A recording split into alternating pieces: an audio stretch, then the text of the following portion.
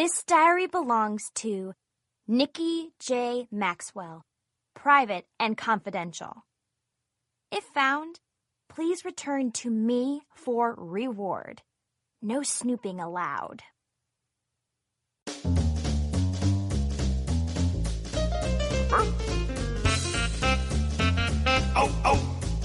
Simon & Schuster Audio presents Dork Diaries, Tales from a Not-So-Perfect Pet Sitter by Rachel Renee Russell with Nikki Russell and Erin Russell. Read by Jenny Barber.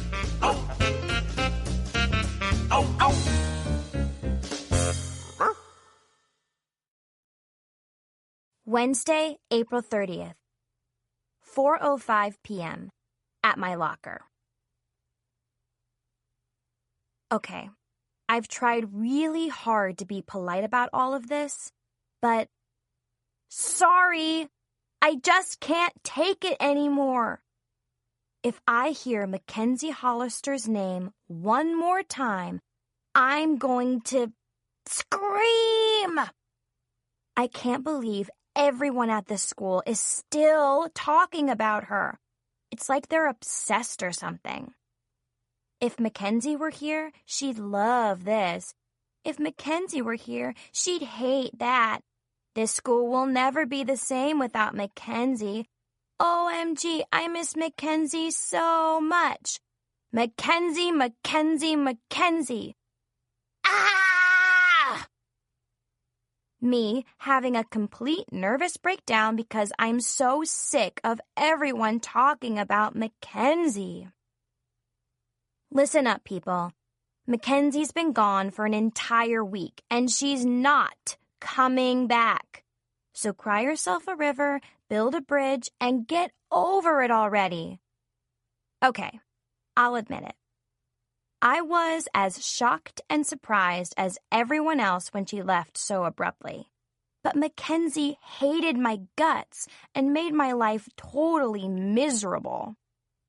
And to be honest, it seems like she's still here. I know this sounds weird, but it's almost like I can feel her presence even now as I'm writing in my diary. But that's probably because the tacky junk kids are leaving for her is hogging up all the space at my locker. Goodbye. We'll miss you, Mackenzie. We love you, Mackenzie. A card for somebody special. A poem for Mackenzie. Roses are red, violets are blue, sugar is sweet, and so are you. We really miss you. You'll always be in our hearts. Hug me. I'm sure she's loving that her former ex-BFF Jessica turned her empty locker into a "We miss you, Mackenzie" shrine, complete with its own Facebook page. Please. It's obvious to me that Mackenzie is still manipulating students. Especially after that very pathetic and overdramatic farewell letter she emailed to our school newspaper this morning. The editor actually published it online for the entire school to read. OMG. Mackenzie went on and on about how she was tired of the needless suffering and had decided to end it all by moving on to a much better place. I'm sure she said all that stuff to make everyone feel sorry for her. Just in case I decide to expose all the terrible things she did before she left. Just thinking about all this is making me so angry I could chew rocks. I know I probably shouldn't say this because it's kind of rude. Mackenzie reminds me of one of those disposable baby diapers. Why? They're both plastic, totally self-absorbed, and full of poop. I still haven't gotten over all the mean stuff Mackenzie did. Like stealing my diary, breaking into my Miss Know-It-All website, sending really mean fake advice letters to students, and spreading lies and nasty rumors. And now she's playing the victim just because of a silly video someone sent around of her freaking out over a bug in her hair? Yeah, right. Anyway, Mackenzie ended her so-called suffering at Westchester Country Day Middle School by moving on to a so-called better place, namely Northampton Hills International Academy. It's a really posh prep school for the children of celebs, politicians, business tycoons, and royalty. Although, now that I think about it, Mackenzie just might fit in with the royalty at that school. Because she's the biggest drama queen in the history of the universe. Everyone is also raving about her new school. According to Mackenzie, it has a French chef, a Starbucks, riding stables, a spa, a helicopter landing pad, and a plaza of designer boutiques so kids can shop during lunch and after school hours. And get this. She said her school has ATM machines in every hall, right next to drinking fountains that dispense 7 different fruit-flavored waters. But Mackenzie is such a pathological liar. I was starting to wonder if her fab school even existed. I wouldn't have been a bit surprised if she'd completely made it up just to impress everyone, when she's really being homeschooled. So I Googled the school and actually found its official website. OMG, I could not believe my eyes. Calling Northampton Hills International Academy posh is an understatement. That place is amazing. It reminds me a lot of Harry Potter's school, Hogwarts. I just hope Mackenzie is finally happy, assuming she actually even goes there. I wonder if Northampton Hills would award a full scholarship to a very deserving student in exchange for bug extermination services. Just kidding. But hey, it wouldn't be the first school to make a deal like that, right? Anyway, now that Mackenzie is gone, my life is going to be perfect. And drama-free. Well, I need to stop writing and get going. I'm supposed to meet Chloe, Zoe, and Brandon at the Cupcakery in 20 minutes, and I still need to change into my favorite dress. The cupcakes there are to die for. Squee!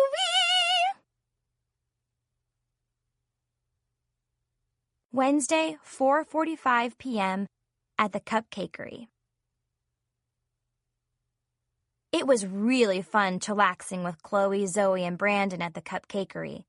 But inside my head, I was doing my Snoopy happy dance while gleefully counting the number of minutes Mackenzie has been out of my life.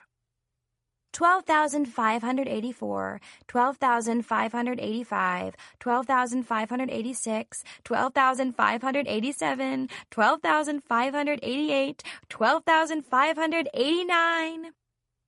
I'm so happy! The fact that Mackenzie was actually gone was finally starting to sink in. I felt really hopeful and like I had a whole new future ahead of me. I was so distracted that at first I didn't notice Brandon staring at me. Then he blushed and handed me the most beautiful cupcake with a pink heart on it. Nikki, I'm glad we're hanging out again. I know you've been through a lot lately, but I hope everything is okay, he said shyly as he brushed his shaggy bangs out of his eyes. Brandon, everything is just perfect, I gushed. Then we just stared at each other and blushed. All this staring, gushing, and blushing went on like forever. OMG, it was so romantic. Suddenly, dozens of butterflies started fluttering in my stomach. It made me feel very giggly and a little queasy all at the same time. Like I wanted to vomit rainbow-colored cupcake sprinkles. Squee!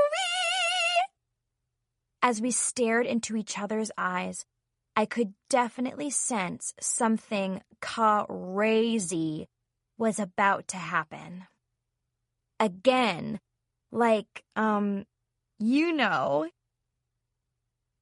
Chloe and Zoe left from the table near ours to go to the shop next door to get strawberry smoothies, which meant Brandon and I were alone. Mere words cannot begin to describe what happened next. Stop! So, did you guys miss me? OMG. I could not believe it was actually Mackenzie Hollister? Somehow, she just appeared out of thin air.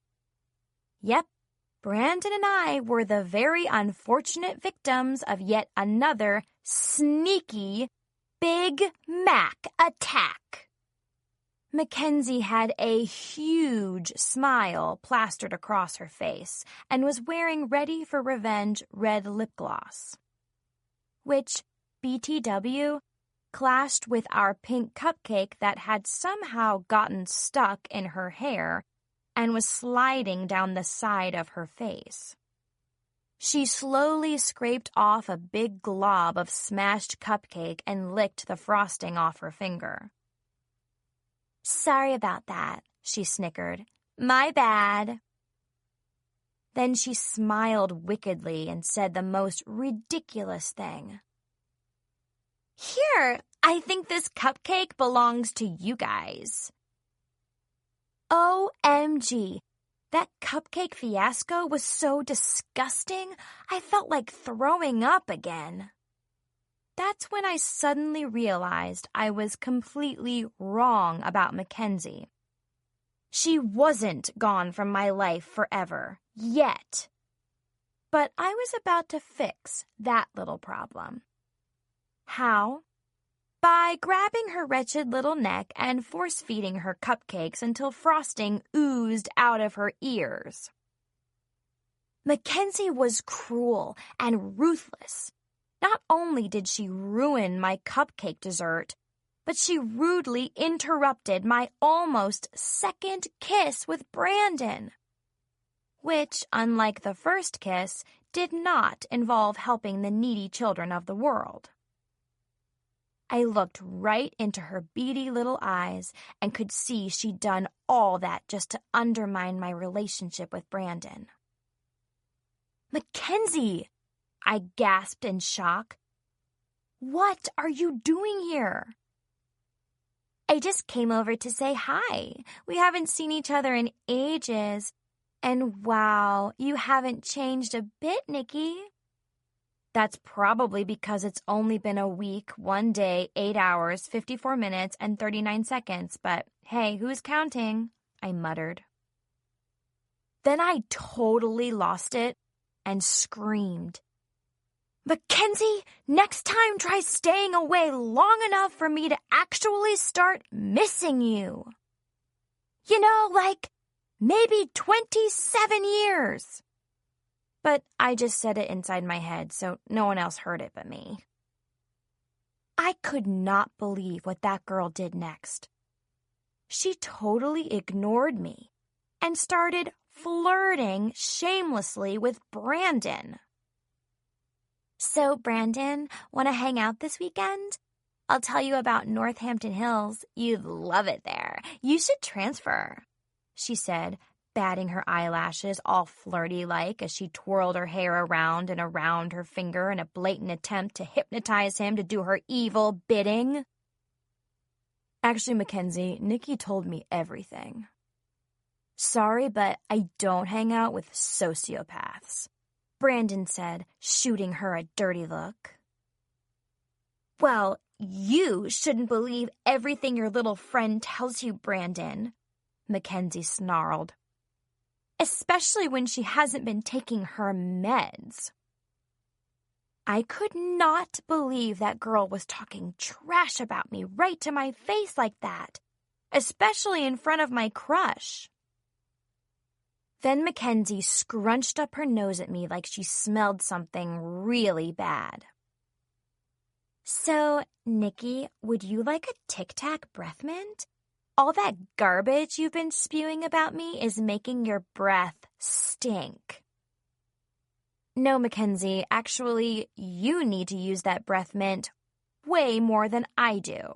You've been talking so much trash and telling so many lies that your breath stinks worse than my mom's cabbage and bologna casserole rotting in a hot garbage bag in July, I shot back.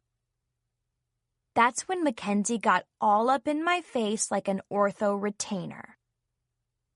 Nikki, you're a worthless fake. You shouldn't even be attending WCD. Thank goodness I don't go there anymore. Oh, really? Well, thank goodness you left. And Mackenzie, you're such a fake. Barbie is jealous. But what I don't understand is how you can be so mean and cruel to other people. Is it because you're so insecure? Sorry, but no one is perfect. Not even you, Mackenzie, so you can stop pretending to be. For a split second, she actually looked kind of stunned. I guess I must have hit a nerve or something. Or maybe she was wondering how I knew she was obsessed with trying to be perfect.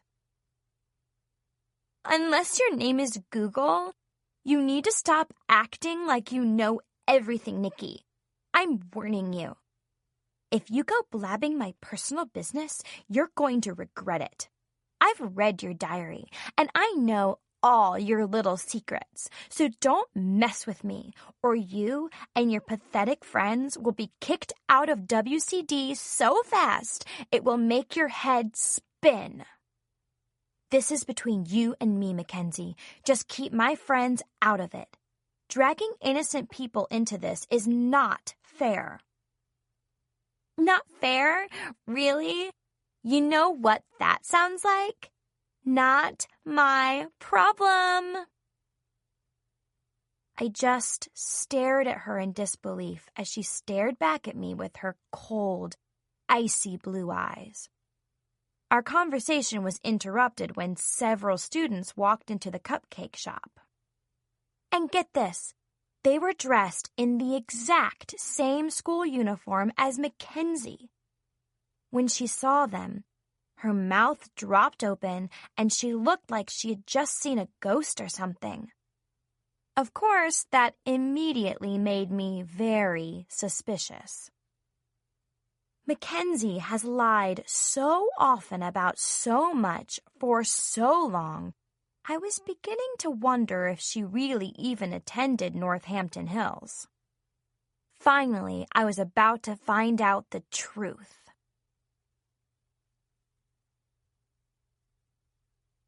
Wednesday, 5:10 p.m. at the Cupcakery. OMG, Mackenzie was acting totally schizoid. Just 2 minutes ago, she was Miss Thang with a funky attitude, talking trash and all up in my face like nose hair. But now she was a nervous wreck and more uncomfortable than a fat, slimy worm on a hot sidewalk. And I was loving every minute of it. She frantically wiped the frosting out of her hair and then said to Brandon and me, "Well, I really should be going now. I have a ton of homework to do. Later." But before Mackenzie could sneak away, her classmates spotted her and rushed over to talk. She quickly plastered on a fake smile. OMG, what are you guys doing here?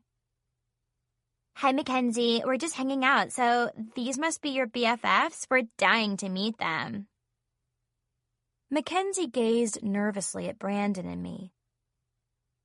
Actually, they were just leaving. They both have a ton of homework to do, so maybe next time, okay? But in spite of her objections, her classmates hurried over to introduce themselves. Okay, so you must be Nikki. I'm Presley. OMG, Mackenzie told us all about her very cool band, Actually I'm Not Really Sure Yet, and her record deal. It was so nice of you to agree to stand in for her as lead singer while she had her tonsils removed. Anyway, we want Actually I'm Not Really Sure Yet to perform at our 8th grade graduation party, and Mackenzie said she'd think about it and let us know. Hi there, I'm Sol, and you're Brandon, right? You and Mackenzie are the cutest couple ever. No wonder the two of you were crowned sweetheart prince and princess at your Valentine's dance. Mackenzie said you'll probably be transferring to Northampton Hills next year. You're going to love it. Hey, what's up, Nikki? I'm Evan, and I'm the editor of the school newspaper. Mackenzie told us you helped her with her super popular advice column, Miss Know-It-All. I'm trying to get her to do an advice column for our newspaper, too. I know the two of you are really missing Mackenzie, Presley continued. It was so sweet of you to decorate her old locker. She showed us a photo, and it was adorable. Yeah. How many students would volunteer at Fuzzy Friends, run a book drive for the school library, ice skate to earn money for charity, and create a line of designer fashions for homeless animals? Sol gushed. Mackenzie's an angel.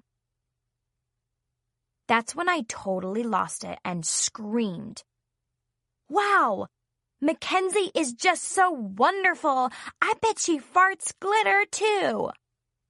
But I just said it inside my head, so no one else heard it but me.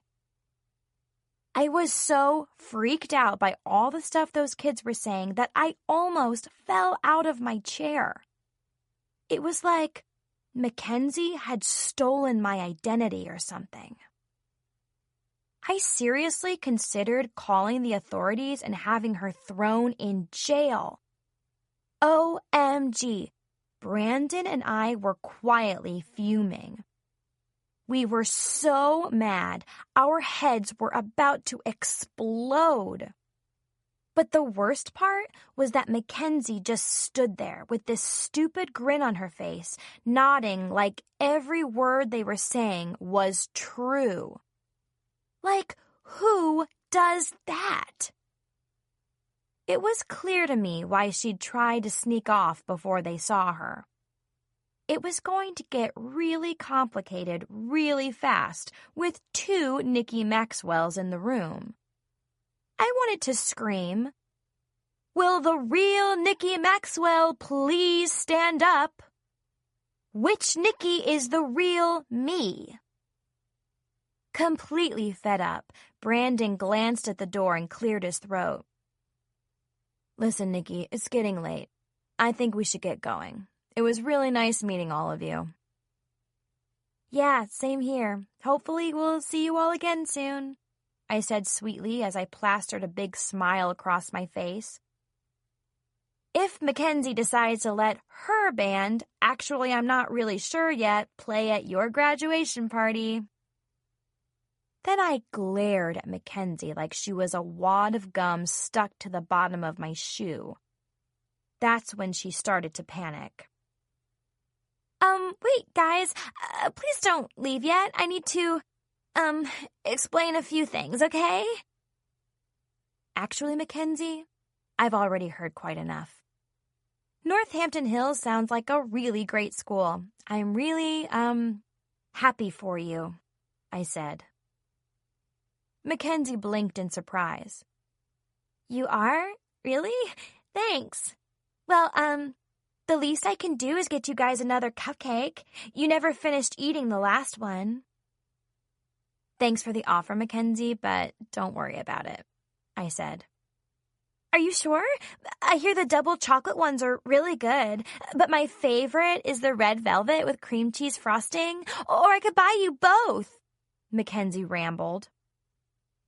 Brandon and I just shook our heads. We'd had all we could take of Mackenzie's cray-cray antics. All she needed to complete her very bizarre act was some circus music. We quickly headed for the door as Mackenzie continued to recite the cupcake menu. Then, out of nowhere, she suddenly shouted, "Okay, great. It was cool hanging out with you. I miss you too. Love you guys." Okay, that was totally weird.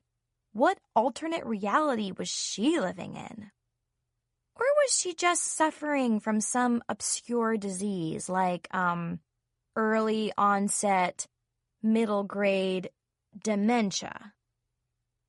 Once we were outside, Chloe and Zoe met back up with us in front of the cupcake shop. "Chloe and Zoe, you'll never in a million years guess who we just saw inside," I exclaimed. That's when we heard a strange tapping sound. The four of us gasped and stared at the huge window of the cupcakery in disbelief. Finally, Chloe and Zoe uttered, was it Mackenzie?" Mackenzie had pressed her face against the window and was frantically waving at us like we were leaving on a cruise ship or something. Of course, we all waved back at her. Both of my BFFs stared at Mackenzie with perplexed looks on their faces. "Is she sick or something?" Chloe wondered aloud. "Why is she acting so strange and friendly?" Zoe pondered in awe. "Listen, guys, just keep smiling at her and slowly back away. I'll call you later tonight and fill you in," I explained.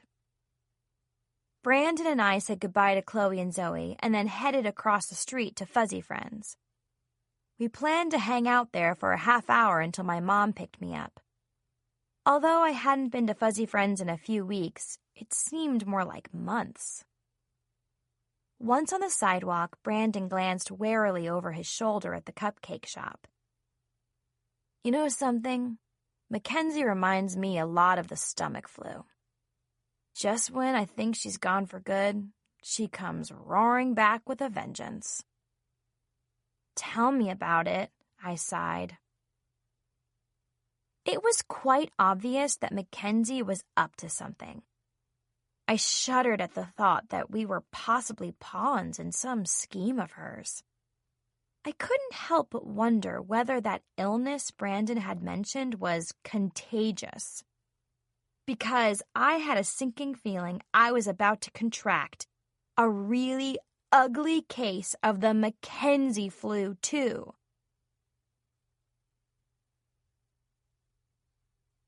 Wednesday, 5:27 p.m. at Fuzzy Friends. As we walked along, Brandon and I agreed that Mackenzie was always creating drama just to undermine our friendship. Which BTW included that nasty rumor that he had kissed me on a bet just to get a free pizza. Of course, I was dying to ask him about it. "So, did you actually win a free pizza?" "Oh, that?" He rolled his eyes in embarrassment. "Mr. Zimmerman said a camera company donated pizza gift cards to our photography team. So it had nothing whatsoever to do with, you know." He blushed. "You didn't believe that silly rumor, did you?" "Of course not. I'm not that stupid. I knew all along that Mackenzie was lying, so I didn't believe that rumor for 1 second. I lied. As we walked up the sidewalk to Fuzzy Friends, I immediately noticed something strange. "Brandon, look! Someone left a dog on the front step." It was a beautiful, adorable, well-groomed golden retriever. The dog curiously cocked its head and stared at us. As we approached, it stood up, wagged its tail, and seemed to be really friendly. "Poor thing," I said. "I wonder who left it out here and why." "I'm not sure, but it doesn't look like one of our dogs." Brandon stooped over to pat its head and checked for an ID on its collar. The dog licked his hand and then barked as if to say hello. That's when we noticed the note attached to its collar. I opened it and read it aloud. Dear Fuzzy Friends, unfortunately, I had to move into a senior citizen building and no pets are allowed. I love Holly very much, so please take good care of her and her critters. I know you will find her a wonderful home. Thank you for your kindness. Critters? What critters? I asked, confused. This box says, for Holly.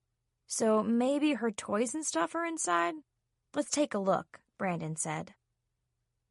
Curious, we both peered inside the box. Gasp!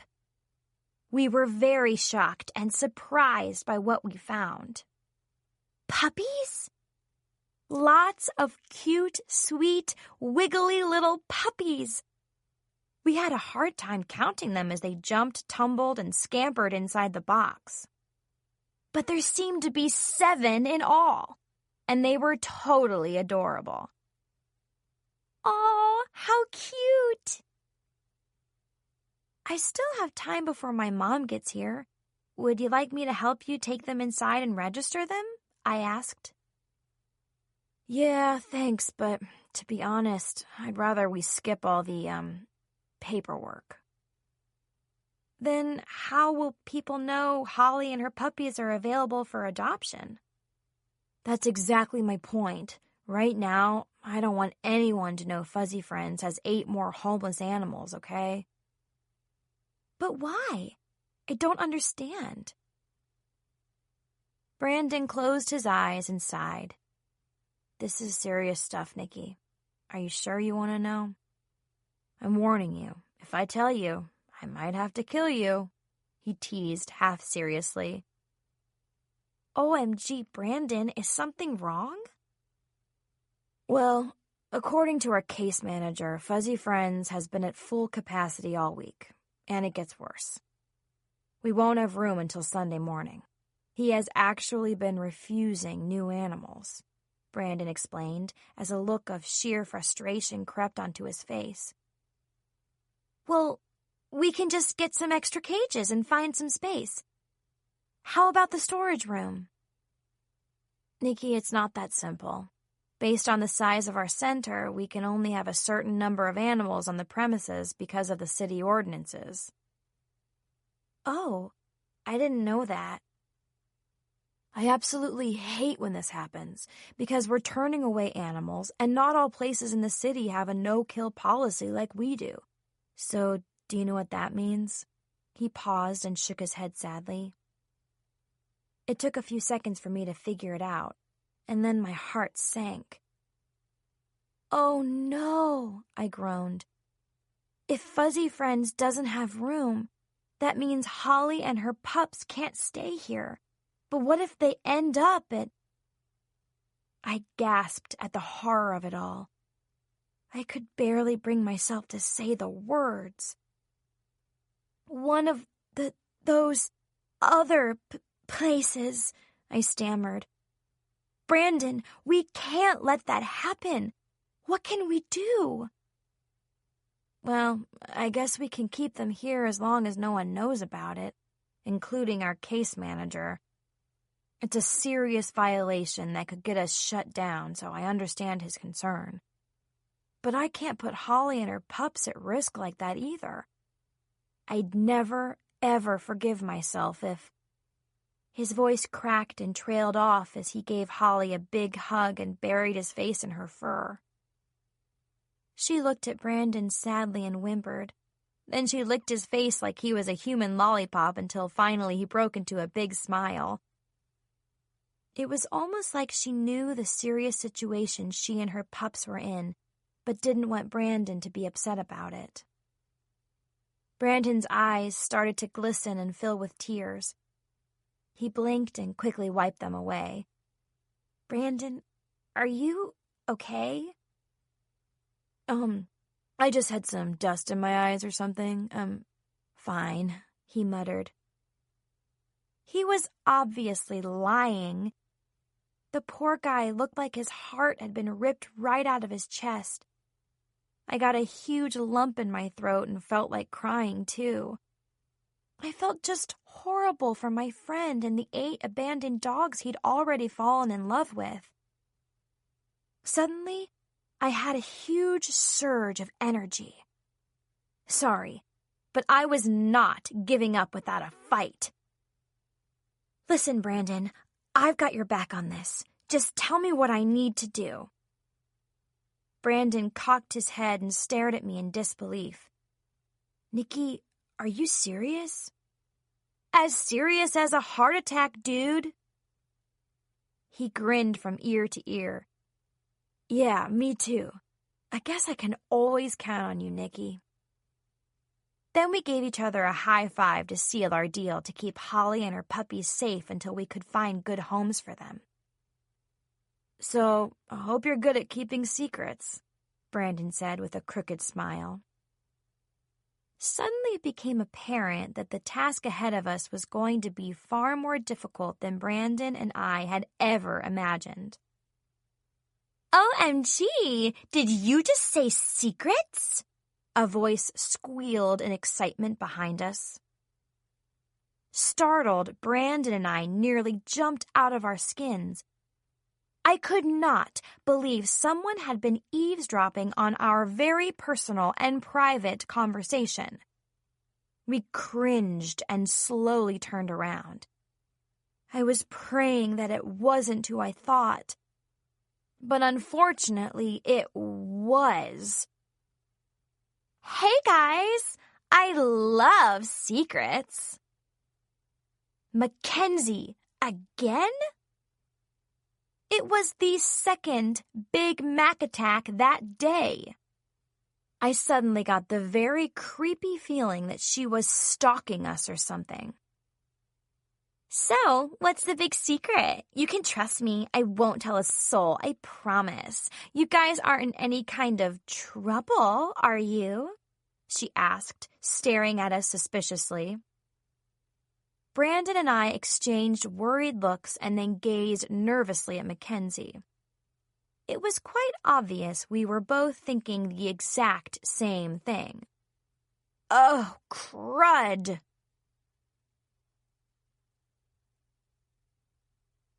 Wednesday, 5:35 p.m. at Fuzzy Friends. Mackenzie, what are you doing here? I blurted out for the second time today. Listen, Nikki, it wasn't my fault those idiots from my school got their facts about us all mixed up. But that little accident was my fault. So I wanted to personally deliver this, she said, opening her designer bag and taking out a cupcake box. I couldn't believe my eyes. Was Mackenzie actually doing something nice for a change? So the only reason you're here is to deliver a cupcake? Brandon asked skeptically. Come on, don't be ridiculous. You think I came here just to spy on you? Please, I have way more important things I could be doing, like dusting my fabulous shoe collection. Okay, let me get this straight. You bought us another cupcake? I asked, raising an eyebrow. Mackenzie shook her head and giggled sarcastically. I didn't exactly buy you a new cupcake, but all you have to do is pick out the lint and a few stray hairs, and your old cupcake will be as good as new. Yum, yum! OMG, Mackenzie, you shouldn't have, I muttered. I didn't know which was more disgusting, that nasty-looking cupcake or the fact that I had just thrown up inside my mouth.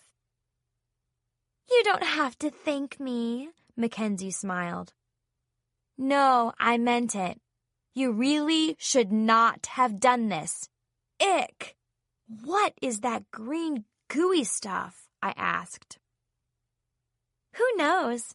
Mackenzie shrugged. The waitress at the cupcakery cleared your table and tossed it. but I fished it out of the garbage and brought it here because I wanted you two little lovebirds to have it. Ew, that's when I threw up in my mouth again. Brandon and I just rolled our eyes. It was quite obvious that Mackenzie had something up her sleeve and was just playing mind games with us. What's wrong? You two don't look very happy, she scoffed. Why would we be? I shot back. You've been practically stalking us. Well, Miss Smarty Pants, maybe I wanted to take the scenic route home today. I narrowed my eyes at her. Mackenzie, you were spying on us. Just admit it. Shut up, Nikki. I've got a perfectly good explanation. I was just, She hesitated. I had to admit, Mackenzie looked silly standing there thinking and making weird faces like she was suffering from severe constipation. I rolled my eyes. Well, we're waiting.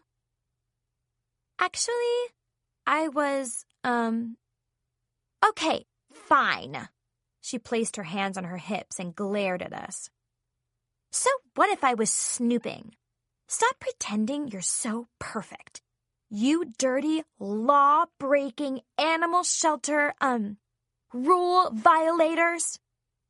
These mangy mutts, poor dogs, are in extreme danger. Thank goodness I got here in time to save them.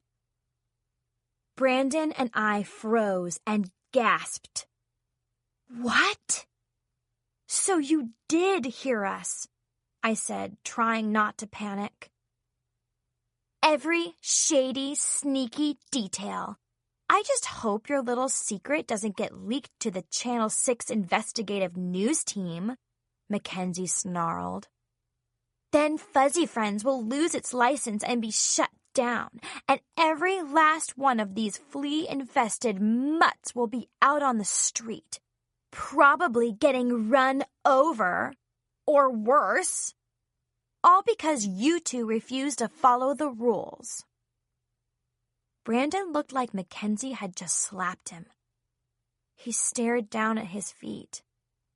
Her harsh words and accusations had obviously knocked the wind and good intentions right out of him.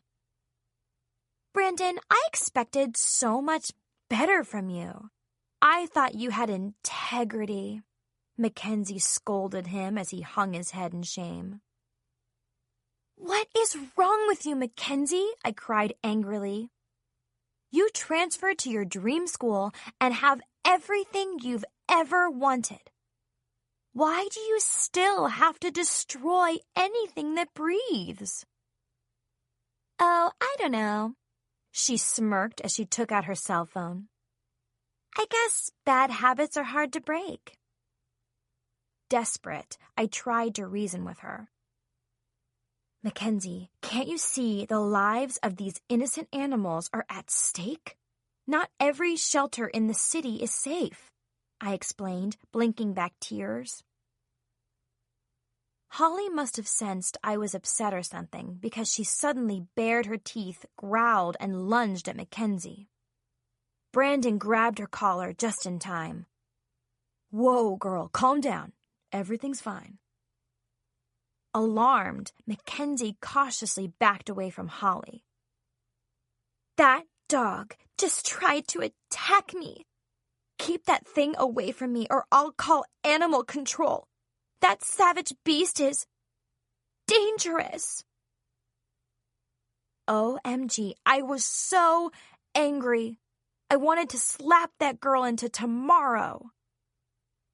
No, Mackenzie, you're the savage beast. You say that like it's a bad thing, she sneered as she dialed a number on her cell phone. Then Mackenzie did the unthinkable.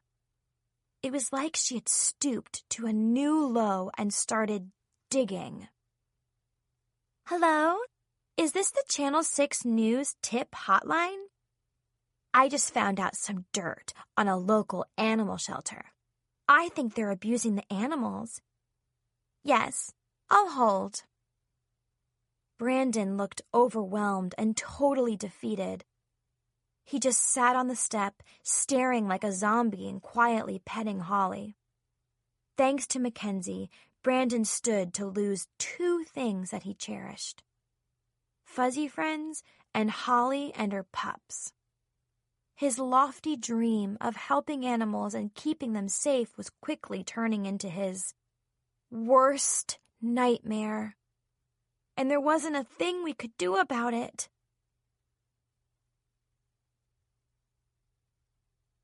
Wednesday, 5:48 p.m. at Fuzzy Friends. Calling this fiasco a nightmare was an understatement. Mackenzie was patiently waiting on hold to report Fuzzy Friends in hopes of closing it down. I had to do something, but what? I finally came up with 4 ideas. Unfortunately, each of them had a downside. Number 1, the funky phone. I could grab Mackenzie's cell phone and quickly toss it into the sewer drain near the curb. Then she wouldn't have a phone to be able to report us. But I could end up in jail for destruction of property. And even worse, to replace her expensive designer phone, I'd probably have to pay her my weekly allowance for 13 years, 9 months, and 2 weeks. Number 2, the Diva Dash. Apparently, Holly doesn't like Mackenzie. I could interrupt her phone call and exercise Holly by allowing the dog to chase a screaming and hysterical Mackenzie all the way home. But that would probably be cruelty to an animal, and a little cruel to Holly, too. Number 3, the smushed cupcake caper. I could take that disgusting cupcake and shove it down Mackenzie's throat. Then she wouldn't be able to talk about Fuzzy Friends, or anything else for that matter. But that could be messy and possibly require a trip to the emergency room for doctors to surgically remove both the cupcake and my arm from her throat. Number 4, the just clowning around. I could convince Brandon to run away with me and the dogs and join the circus. Then we'd spend the rest of our lives performing a funny clown act in super cute costumes. But then we'd miss our family and friends. I've also heard they get very smelly on hot summer days. They, meaning the circuses, not our family and friends. After careful consideration, it appeared that the smushed cupcake caper was probably the best idea overall. Not. The situation was hopeless. My mom was going to be picking me up any minute now, and I'd have to say goodbye to Holly and her pups forever. I sighed sadly and blinked back tears. I was seriously reconsidering the cupcake caper when I came up with a wickedly cunning new idea. Yes, it was a long shot, but it was our only hope. Well, Brandon, thanks to Mackenzie, it looks like Fuzzy Friends is going to be closed down soon, I said, loud enough for Mackenzie to hear. Mackenzie, who was still on hold, gave me a very smug look. OMG, I wanted so badly to wipe that little smirk right off her face, but instead I continued. Anyway, after dealing with all this drama, I've worked up a really big appetite. So I think I'm going to head back over to the cupcakery to try a few of those awesome cupcakes that Mackenzie recommended. Of course, Brandon looked at me like I was insane. Nikki, how can you be thinking about cupcakes at a time like this? He exclaimed. Because I'm hungry? Anyway, while I'm there, I'm going to hang out with Mackenzie's new friends from Northampton Hills. They seemed so friendly, and I'm really looking forward to hearing even more of the fantastic lies that Mackenzie has told them. But somebody needs to keep it real and tell them the truth. Wanna come, Brandon? It should be fun. He finally caught on and gave me a sly grin. Sure, Nikki, but let's take the dogs inside first. Now that I think about it, I'd practically kill for a sweet revenge devil's food cupcake. Mackenzie lowered her phone and nervously eyeballed us, all evil-like. Don't you dare talk trash about me to my new friends. Better yet, I'm coming with you. No, you need to stay right here and save the lives of these poor dogs, I said sarcastically. Do you think I care about these mangy mutts? I've been on hold like forever, and I refuse to waste any more time on this stupid phone call. Mackenzie angrily ended her phone call and stuffed her cell phone back into her purse. Then she narrowed her eyes and scowled at Brandon and me.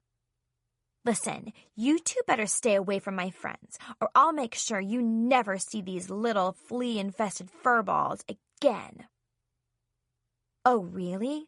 Is that a threat? I scoffed.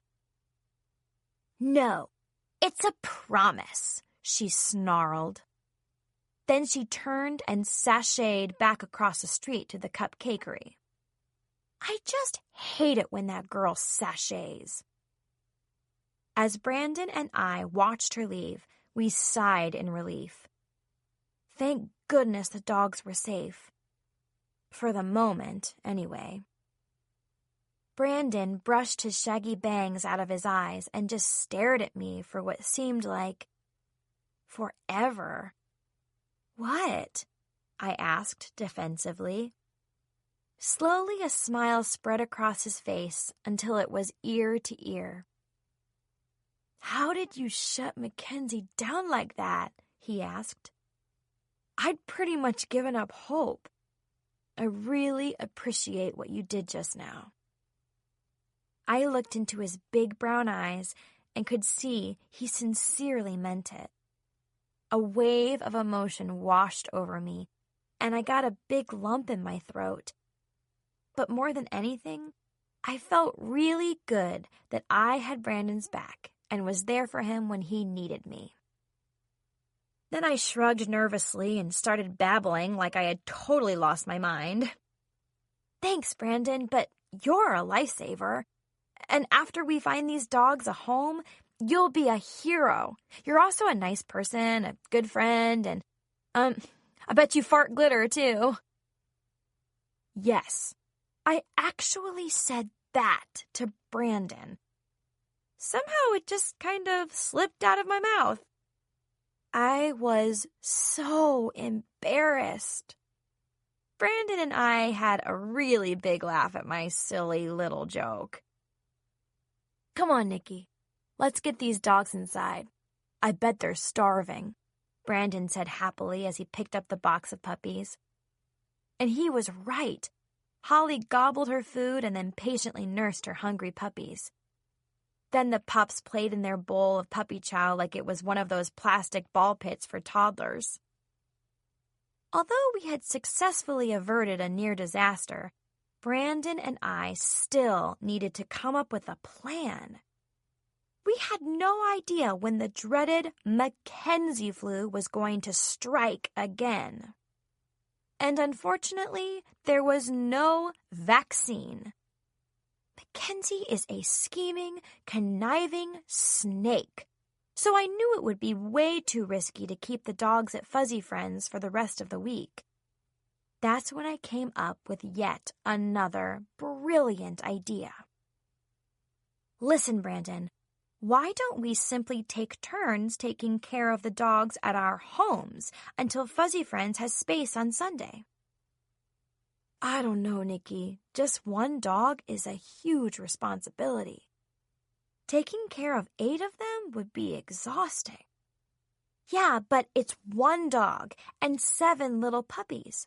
And since the mother dog feeds them and stuff, there's not that much we need to do. Come on, Brandon. After thinking it over for a few minutes, he finally agreed. Okay, Nikki, I'll take the first day since they're already here, but we'll need to find more volunteers. I knew my mom would definitely say yes to me keeping the dogs for a day. Just a few weeks ago, she'd let my bratty little sister, Brianna, keep Rover the fish, a classroom pet, at our house for an entire weekend. I'm sure I can keep the dogs for a day, too, I said excitedly. So now we'll only need 2 more people. Great, Brandon smiled. Why don't you talk to Chloe and Zoe? And I'll talk to the guys. I think this plan just might work. Anyway, I am super excited because I've always wanted a dog. I love it and hug it and kiss it and squeeze it and never, ever let it go. Squee! And now I'm going to get the chance to take care of Holly and her 7 teeny-weeny, cutie-patootie, snuggly-wuggly, adorable widow puppies for an entire 24 hours. Hey, how hard can it be?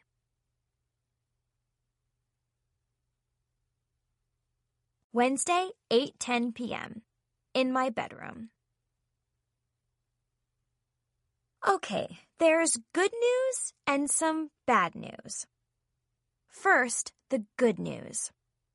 When I told Chloe and Zoe about how Brandon and I had found Holly and her puppies abandoned on the front step of Fuzzy Friends, they were super excited to help out. So this is our plan.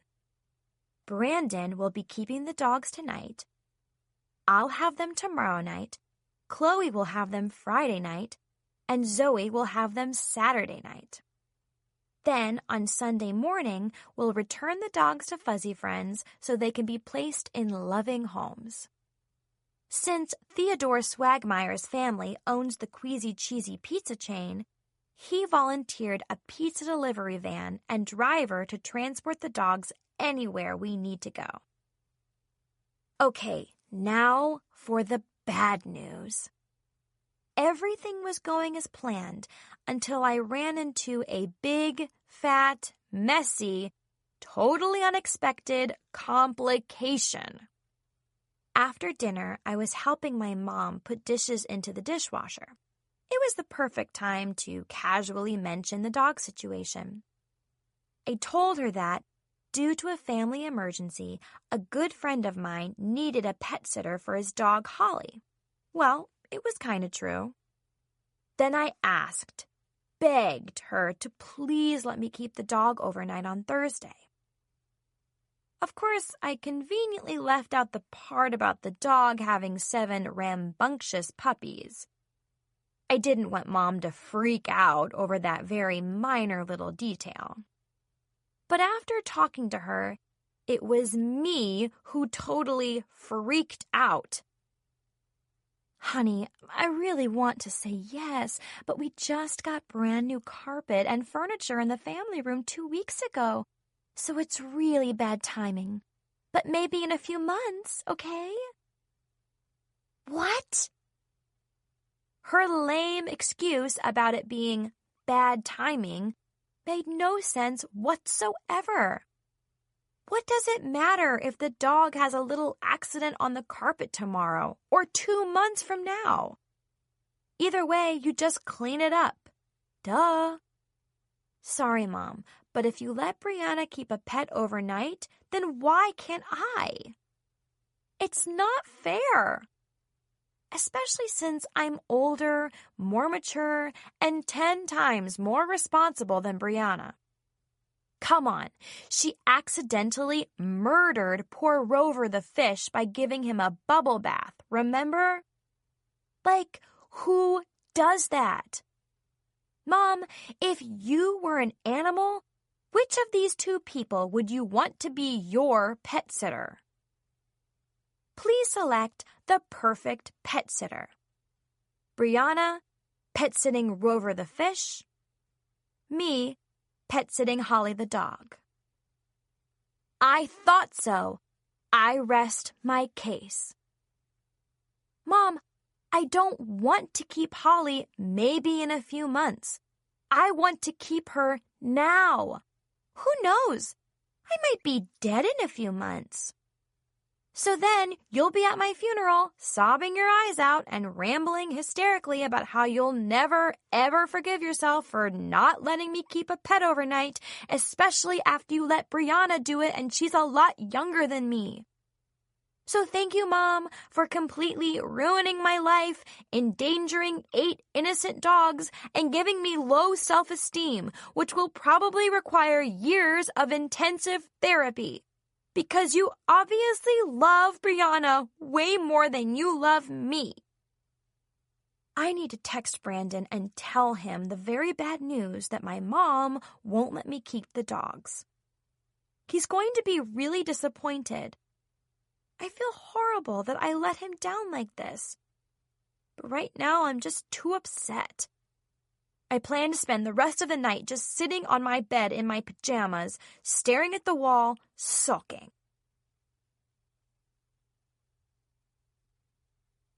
Wednesday, 11:51 p.m. In my bedroom. Ah! That was me screaming in frustration. I have a major project due tomorrow in biology, and it's an entire third of my grade. Things have been so crazy the past week that I'd completely forgotten about it. The last thing I wanted to do was to procrastinate and then just throw something together the night before, like I did for my Moby Dick book report back in December. I'd made this silly video that starred Brianna as a whale that said, "Roar!" So I was shocked and surprised when I got an A+ on it.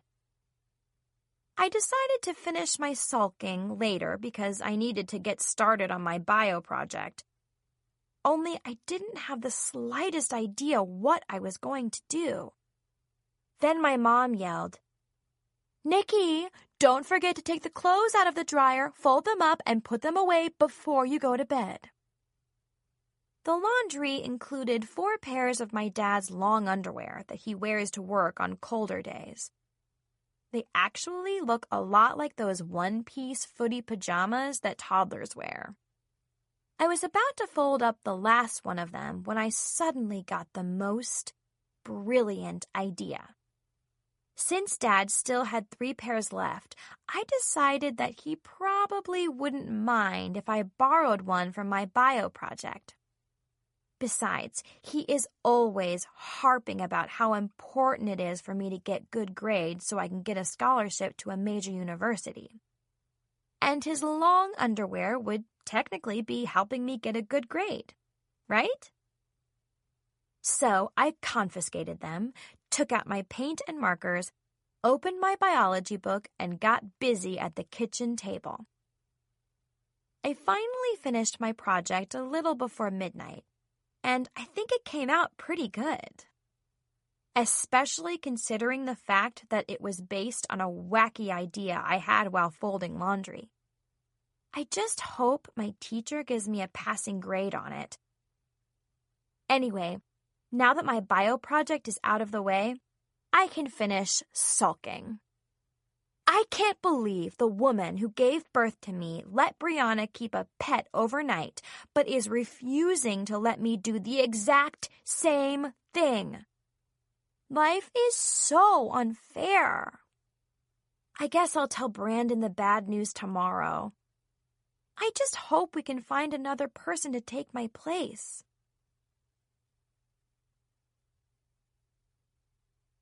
Thursday, May 1st, 2:05 p.m. In the girls' bathroom. I was seriously dreading having to tell Brandon I couldn't keep the dogs. It didn't help matters that he was happily waiting for me at my locker. Then he went on and on about how great the dogs were doing. When I finally got up the courage to break the news, I interrupted him and said, Brandon, there's something really important I need to tell you. But he said, really? Because there's something really important I need to tell you. He started gushing about how thankful and lucky he was to have me as a friend, which made it even more difficult for me to tell him. Then he said, so I'll drop the dogs by your house right after school today, okay? But before I could answer and say, actually, Brandon, you can't drop the dogs by my house. That's what I've been trying to tell you for the past 10 minutes. He said, later, Nikki, see you in bio, and disappeared into the crowded hallway. The whole thing was so frustrating. So now I had to try to explain everything to him again when I saw him in bio. Only right before bio, I went into the girls' bathroom and stood in front of the mirror and practiced telling Brandon the bad news. But I practiced too long and ended up 4 minutes late for bio, which meant I completely missed the chance to tell him the bad news again. I just knew my teacher was going to be super irritated with me for handing my project in late and maybe even take a few points off. But the strangest thing happened. Sorry I'm late. Here's my project. Nikki, this will be perfect for today's lesson. May I use it? Sure. My teacher actually loved my project. She said it was not only creative, but very realistic. As a matter of fact, she was so impressed that she asked for a volunteer to wear it while she taught today's lesson on the human body. Then she waited patiently for a student to raise his or her hand. But I already knew she was wasting her time. Who'd be stupid enough to wear my dad's long underwear with the human anatomy painted on it in front of a classroom of their middle school peers? Well, okay. I'll rephrase the question. Who, other than me, would be that stupid? Class, this is what the human body looks like. Class, this is what complete humiliation looks like. Most of the students must have thought the lesson was hilarious because they snickered and giggled the entire time I was up there. OMG, I was so embarrassed.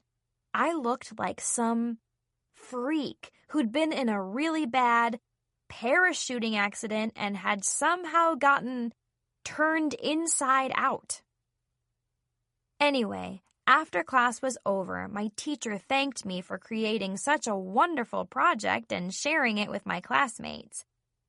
Then she suggested I enter it into the citywide science fair that our school would be hosting tomorrow after school.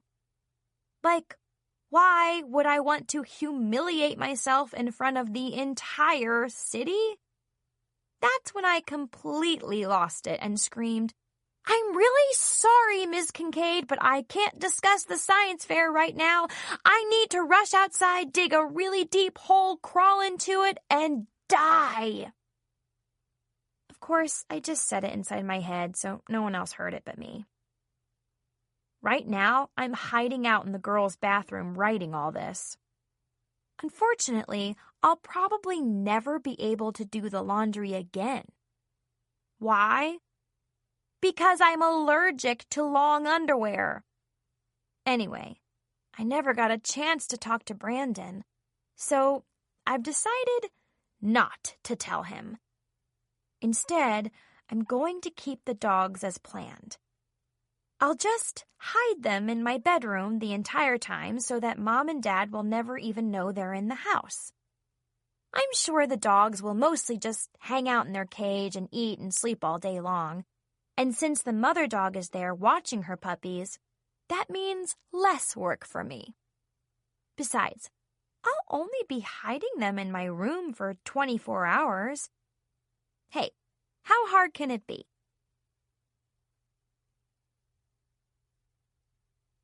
Thursday, 5:20 p.m. at home. I thought the school day would never end. I was dying to go home so I could get everything ready for Holly and her puppies. First, I cleaned my room. The last thing I wanted was for one of the dogs to nibble on that 10-day-old moldy pizza slice under my bed. Then I puppy-proofed it. My room, not the pizza. And just in case Brianna decided to snoop around once she got home from school, I cleared out enough space in my closet to hide the dog cage. When Brandon finally dropped off the dogs, I excitedly took them upstairs to my bedroom. OMG, they were so cute. I almost melted into a puddle of sweet, sticky, goo. When Chloe and Zoe came over to visit, they immediately fell in love with the dogs, too. Guys, meet Holly and her puppies. OMG, they're so adorbs! Holly and one sleepy puppy took a little nap, while the 6 other pups ran around my room getting into all kinds of mischief. The smallest puppy cuddled with Brianna's teddy bear. One chewed on a gym sock, while another played hide-and-seek under my bed. They were so cute! I told Chloe and Zoe that my only worry was having to leave the dogs alone in my bedroom for extended periods, like during meals. That's when Chloe said she had already thought about that problem and had come up with the perfect solution. She reached into her backpack and took out what looked like 2 old-fashioned cell phones. Then she said, "Here, Nikki. You can use this baby monitor set to listen in on the dogs when they're in your bedroom." Her mom had used it for Chloe's little brother when he was an infant. Chloe explained that I was supposed to leave the speaker unit in my bedroom with the dogs and take the receiver part with me. Then I'd be able to hear what the dogs were up to in my bedroom. Now, how cool is that? This baby monitor was a brilliant idea and would make taking care of the dogs a lot easier. Until you decide to use them, I think we need to hide them somewhere, Chloe said, looking around the room. She grabbed my backpack off my chair and placed the baby monitor set inside. Perfect. Thanks, Chloe. Now, if I could only get rid of my parents for the entire evening, I'm afraid they might hear the dogs. That's when Zoe said she had already thought about that problem and had come up with the perfect solution. She reached into her purse. "Here, Nikki, 2 movie tickets," she exclaimed. "Thanks, Zoe, but how am I supposed to take 8 dogs to a movie?" I asked, confused. "They're not for you, silly. They're for your parents. I bought tickets for the prequel of that new sci-fi blockbuster. It lasts 3.5 hours. With the travel time there and back, your parents will be out of the house and out of your hair for most of the night." I gave Chloe and Zoe a really big hug. They are the best BFFs ever. Thanks to them, I was going to be the perfect pet sitter.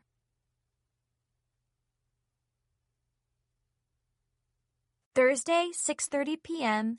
at home.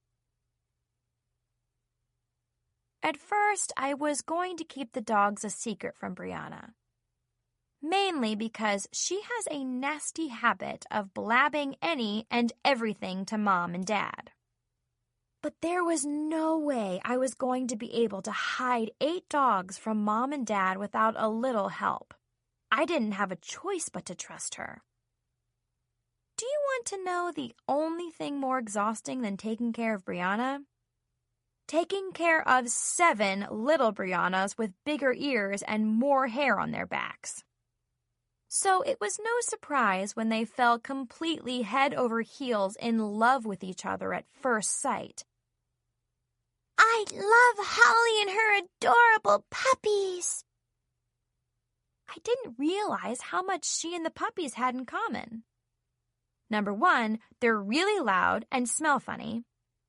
Number 2, they're wiggly, messy, and like following me around the house. Number 3, they could use some additional potty training.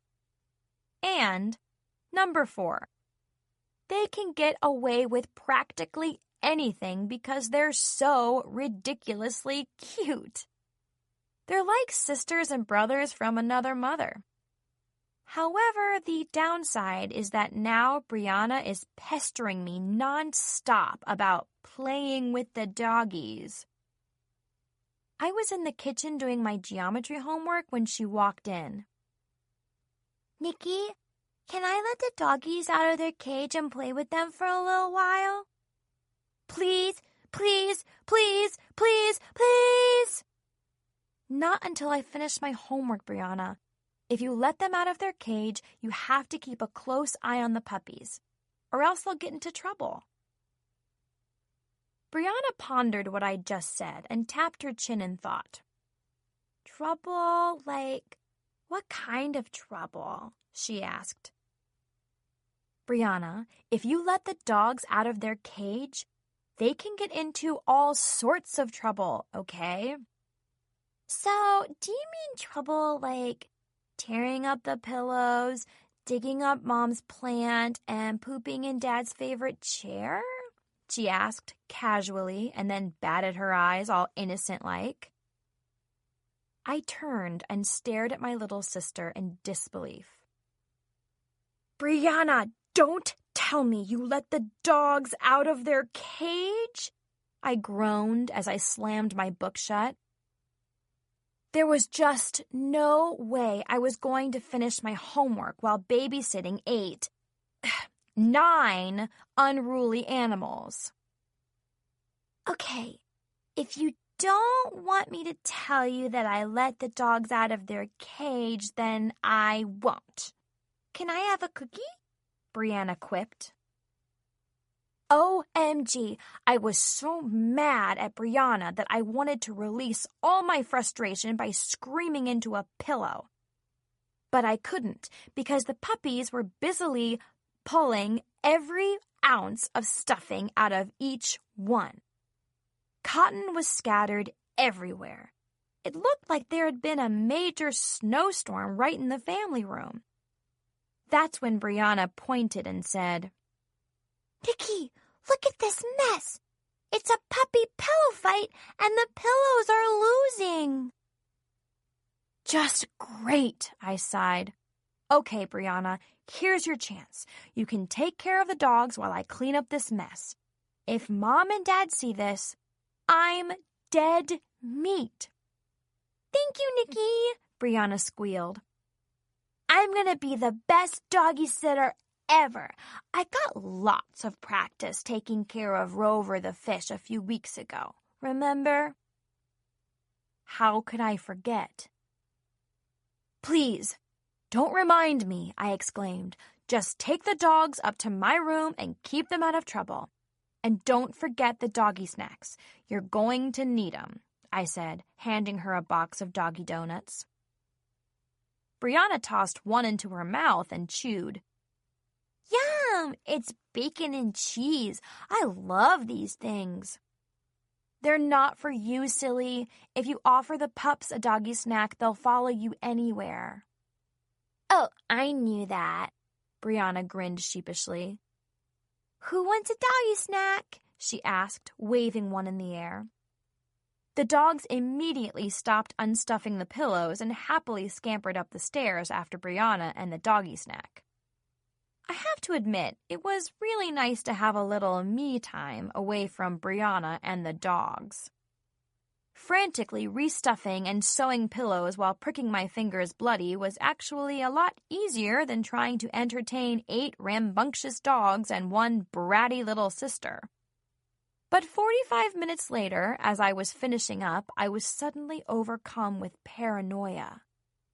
At first, I thought I was feeling faint due to the loss of blood, but I couldn't exactly put my finger on it. probably because they were numb from being poked with the needle over and over. Something was just wrong. Finally, I figured it out. It's quiet. Too quiet, I muttered to myself. Brianna is up to something. That's when I raced toward the stairs. Brianna, what are you doing with the dogs? I yelled on my way up, but there was no reply. You'd better answer me, or else. At the top of the stairs, I found a sign, sloppily written in red crayon. It was Brianna's handwriting. Quiet, please. Welcome to Miss Bree's Paw Spa. There was yet another sign farther down the hall that said, Sorry, no humans allowed. This means you, so please go away. Of course, I decided to totally ignore her very rude and unprofessional signs. I had a good mind to report Paw Spa to the Better Business Bureau, but I digress. I followed the sound of classical spa music toward Brianna's bedroom. That's when I noticed that Mom's battery-powered candles gently lit the hallway, while the floor had been sprinkled with flower petals for dramatic effect. Wow, Brianna really went all out for this make-believe spa, I thought. The pink rose petals are actually a nice touch. But she didn't stop at just the roses. A few feet down the hall, she had scattered lilacs and gardenias. Wait a minute, I frowned. Where did she get these? For some reason, they looked awfully familiar. Okay, I was starting to get nervous. Near my bedroom door, I saw scattered leaves, shrubbery, twigs, and roots, which made me very worried. But I totally lost it when I saw the fresh dirt and confused worms scattered over Mom's new rug. Brianna's bedroom door was locked, so I pounded on it with my fists. Brianna! I screamed. I can't believe you completely mutilated Mrs. Wallabanger's prize-winning flower garden. That's when a strange little woman wearing fake diamond cat eyeglasses, a long scarf, a kitty paint apron filled with Mom's spa essentials collection, 6 sizes too big red heels, and way too much makeup and jewelry, very cautiously opened Brianna's door and poked her head out. She glared at me, scrunched up her nose, and hissed. Shh! I couldn't believe my eyes. It was Miss Bree, also known as Madame Bree, fashionista hairstylist to the stars. And now, apparently the owner of the trendy new Paw Spa for non-humans. She stared at me as I stared at her. I knew right then and there that I was in for a very long night.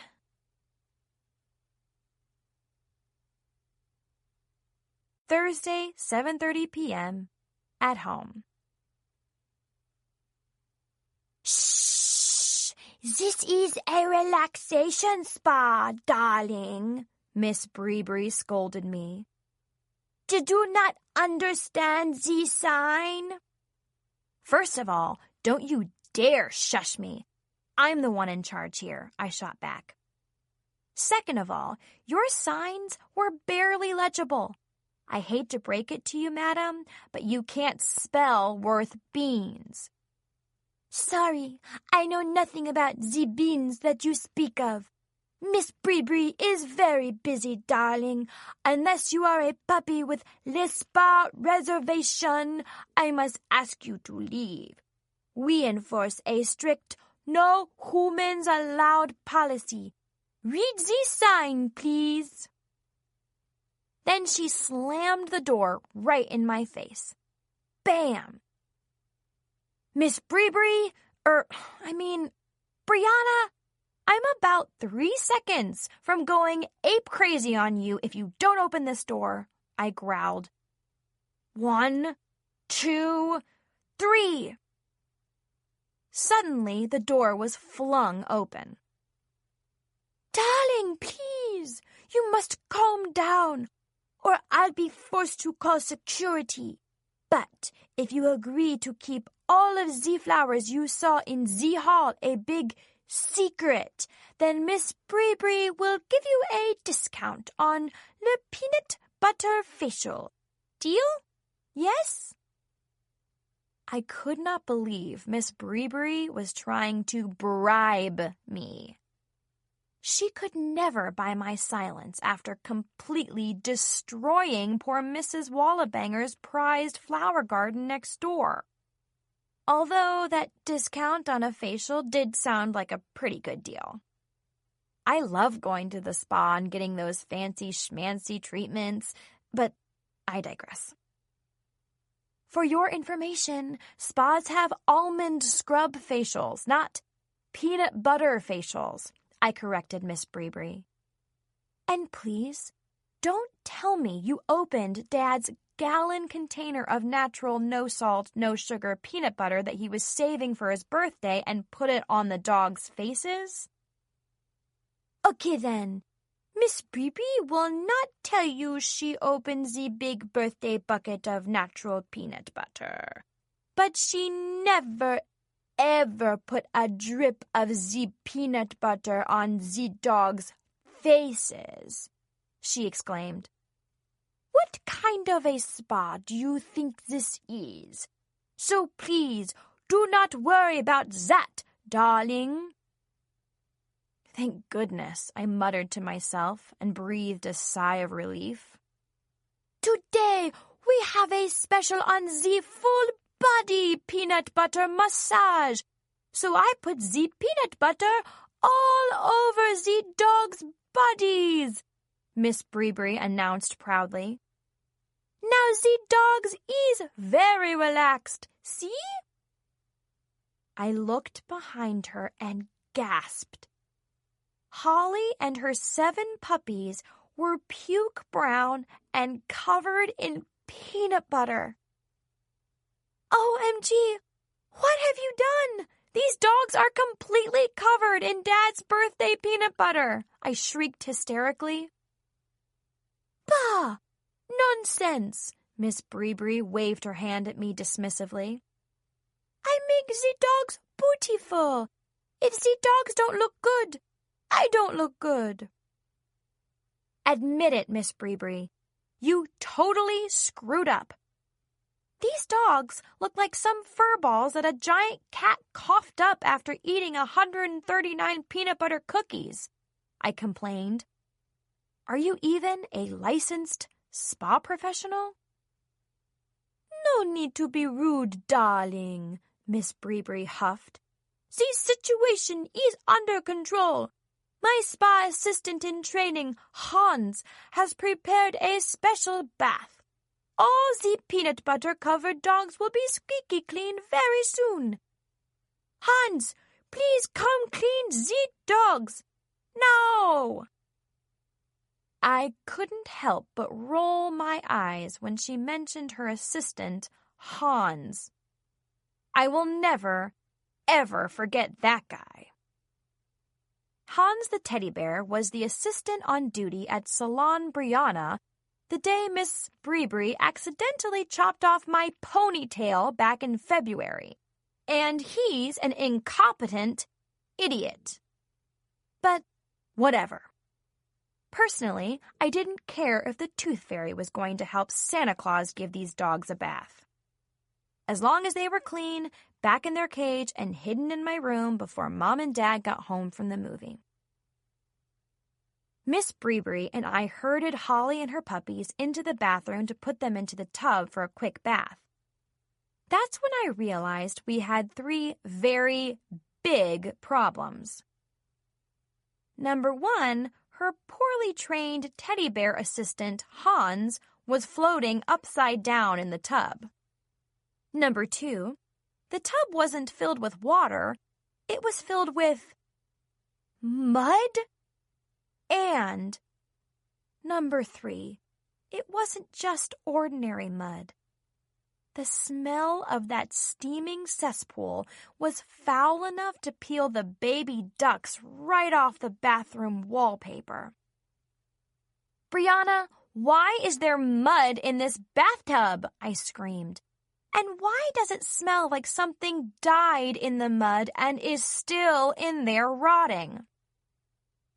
"Oui, oui, this mud is made of the finest, filthiest dirt, hand-selected from Mrs. Wallabanger's manure compost pile by Miss Bree herself," she boasted. "You will not find another mud bath like it anywhere in the world, darling." OMG! The hot mud and manure bath smelled so bad, it actually singed my nose hairs. It was like I could actually taste it. "Ew!" I gasped and plugged my nose. "That's it, Brianna. I'm shutting you down," I yelled. "This pretend spa is closed. Sorry, but this has to be in violation of at least a dozen city health codes." "But Nikki, I'm not finished yet," Miss Brianna whined. "After the mud bath, Hans was going to give the dogs a jelly manicure, see?" She held up a jar of grape jelly and a plastic spoon. "What are you talking about?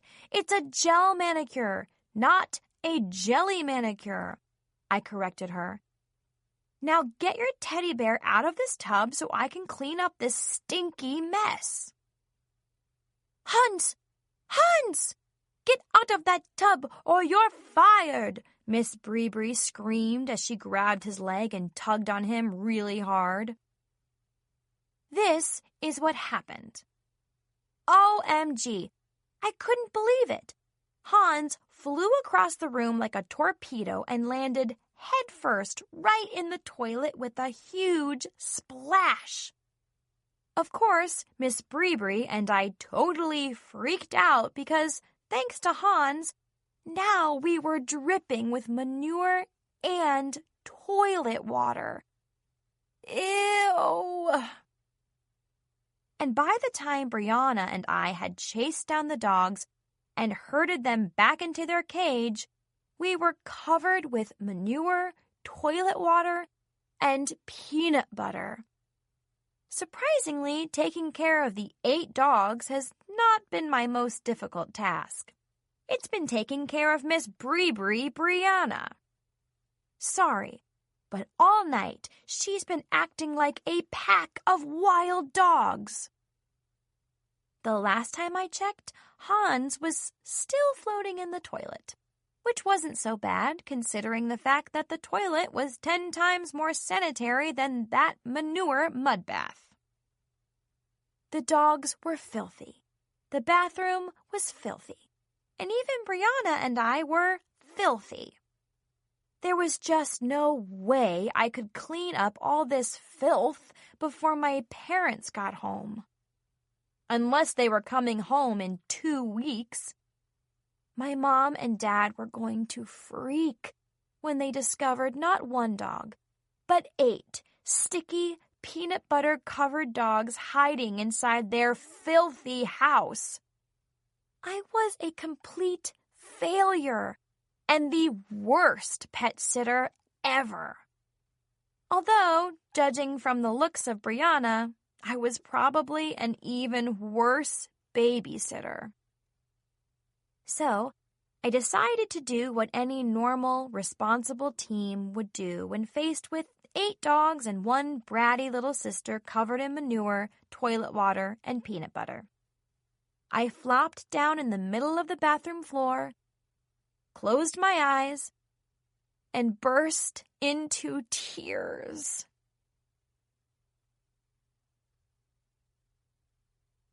Thursday, 8 p.m. at home. I don't know exactly how long I'd been lying on the bathroom floor crying. I just remember hearing the doorbell ringing and wondering 3 things. Number 1, why Mom and Dad were home so early from the movie theater. Number 2, why they were ringing the doorbell instead of using their key to the front door.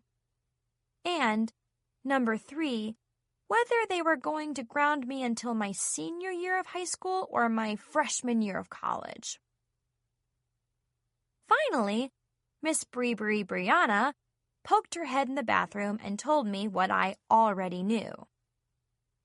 "Nikki, you better come downstairs quick. Someone is at the front door ringing the doorbell," she exclaimed.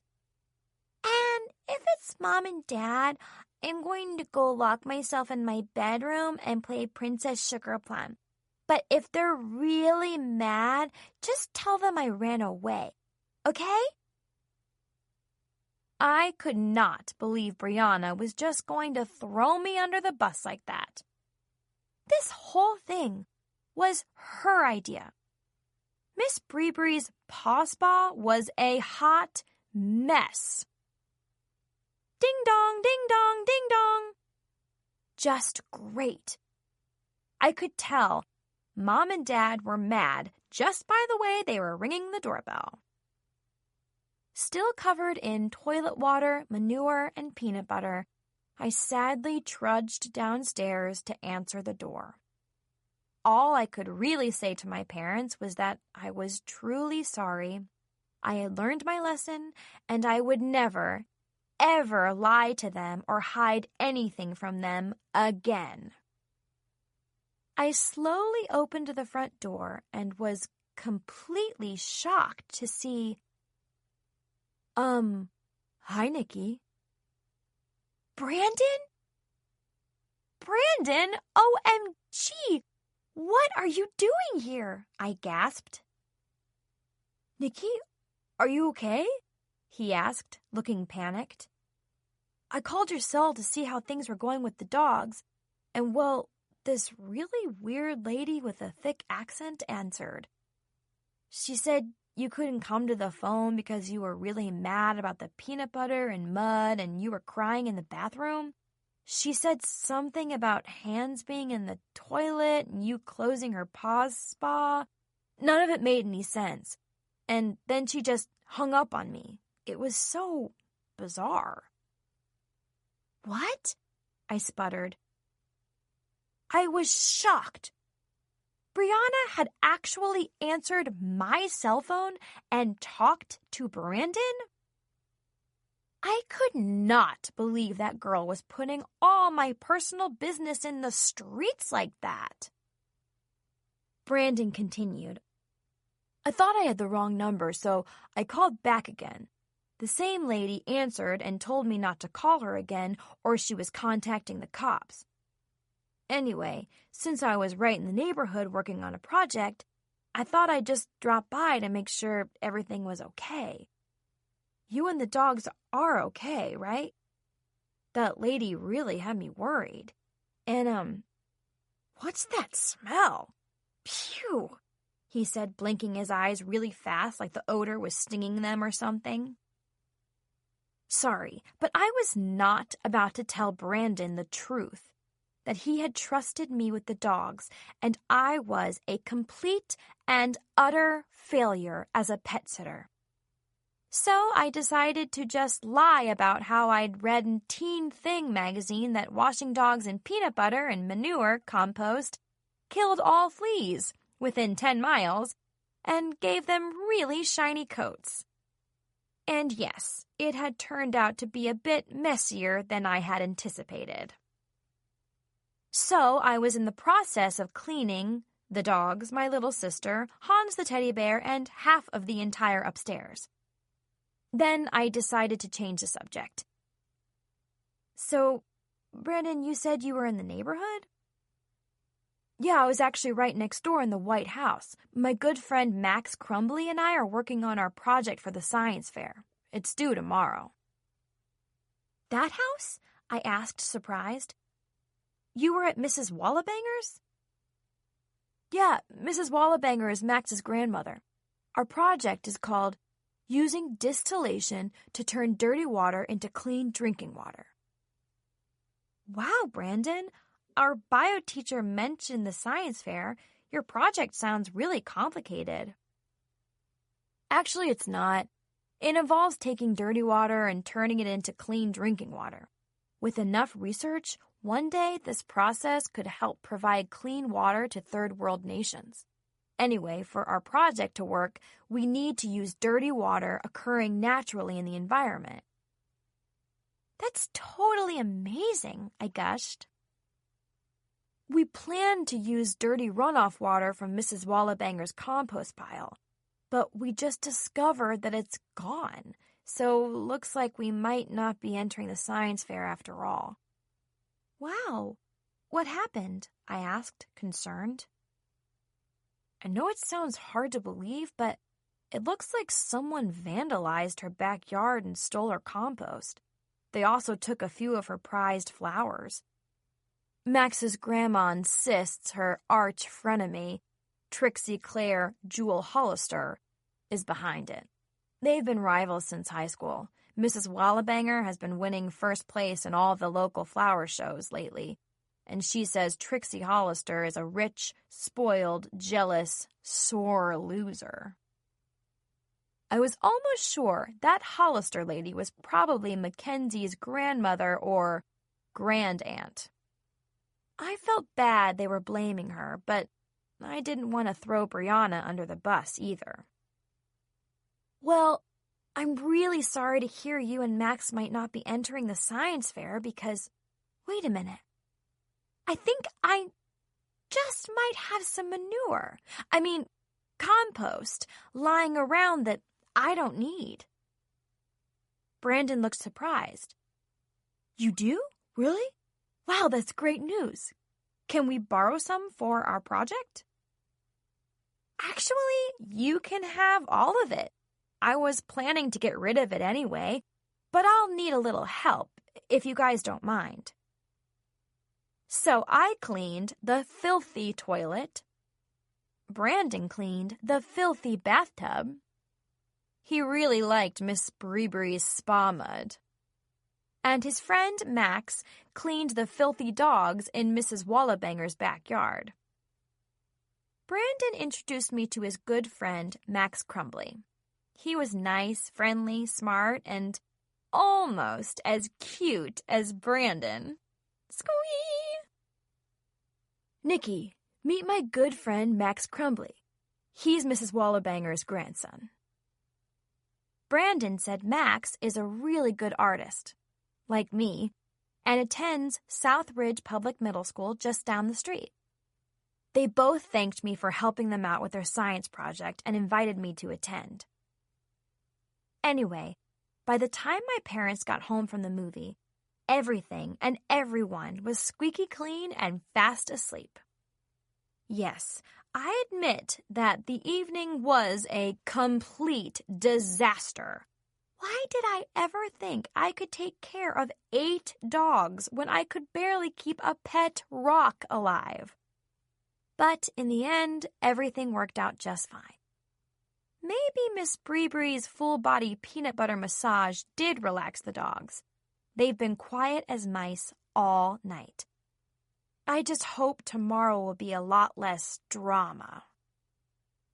Mom and Dad are chaperoning an all-day field trip to the Westchester Zoo for Brianna's class. So the 3 of them will already be gone by the time I get up. I'll just let the dogs romp, play, and nap in my bedroom, with their pee-pee mat, until I get home from school. Then, by the time my family is back from the field trip, Brandon will have picked up the dogs and taken them to Chloe's house, and my pet-sitting duties will be successfully completed. Which means I will have kept 8 dogs right under my parents' noses for 24 hours without them ever suspecting a thing.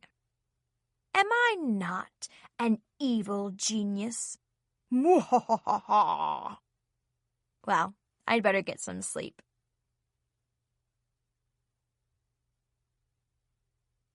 Friday, May 2nd, 7 a.m. At home. Ah!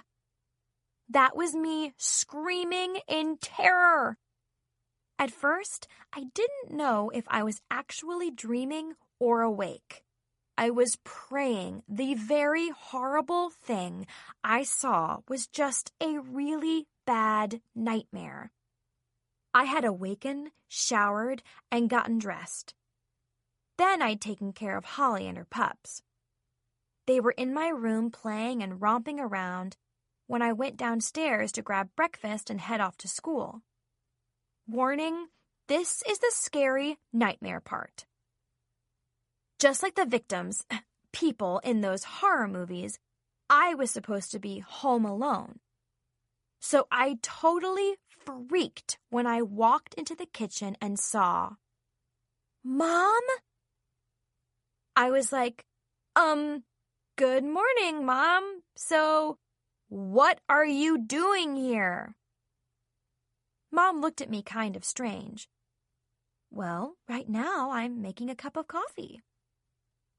What I meant was, aren't you and Dad supposed to be gone all day? You know, chaperoning Brianna's class at the zoo?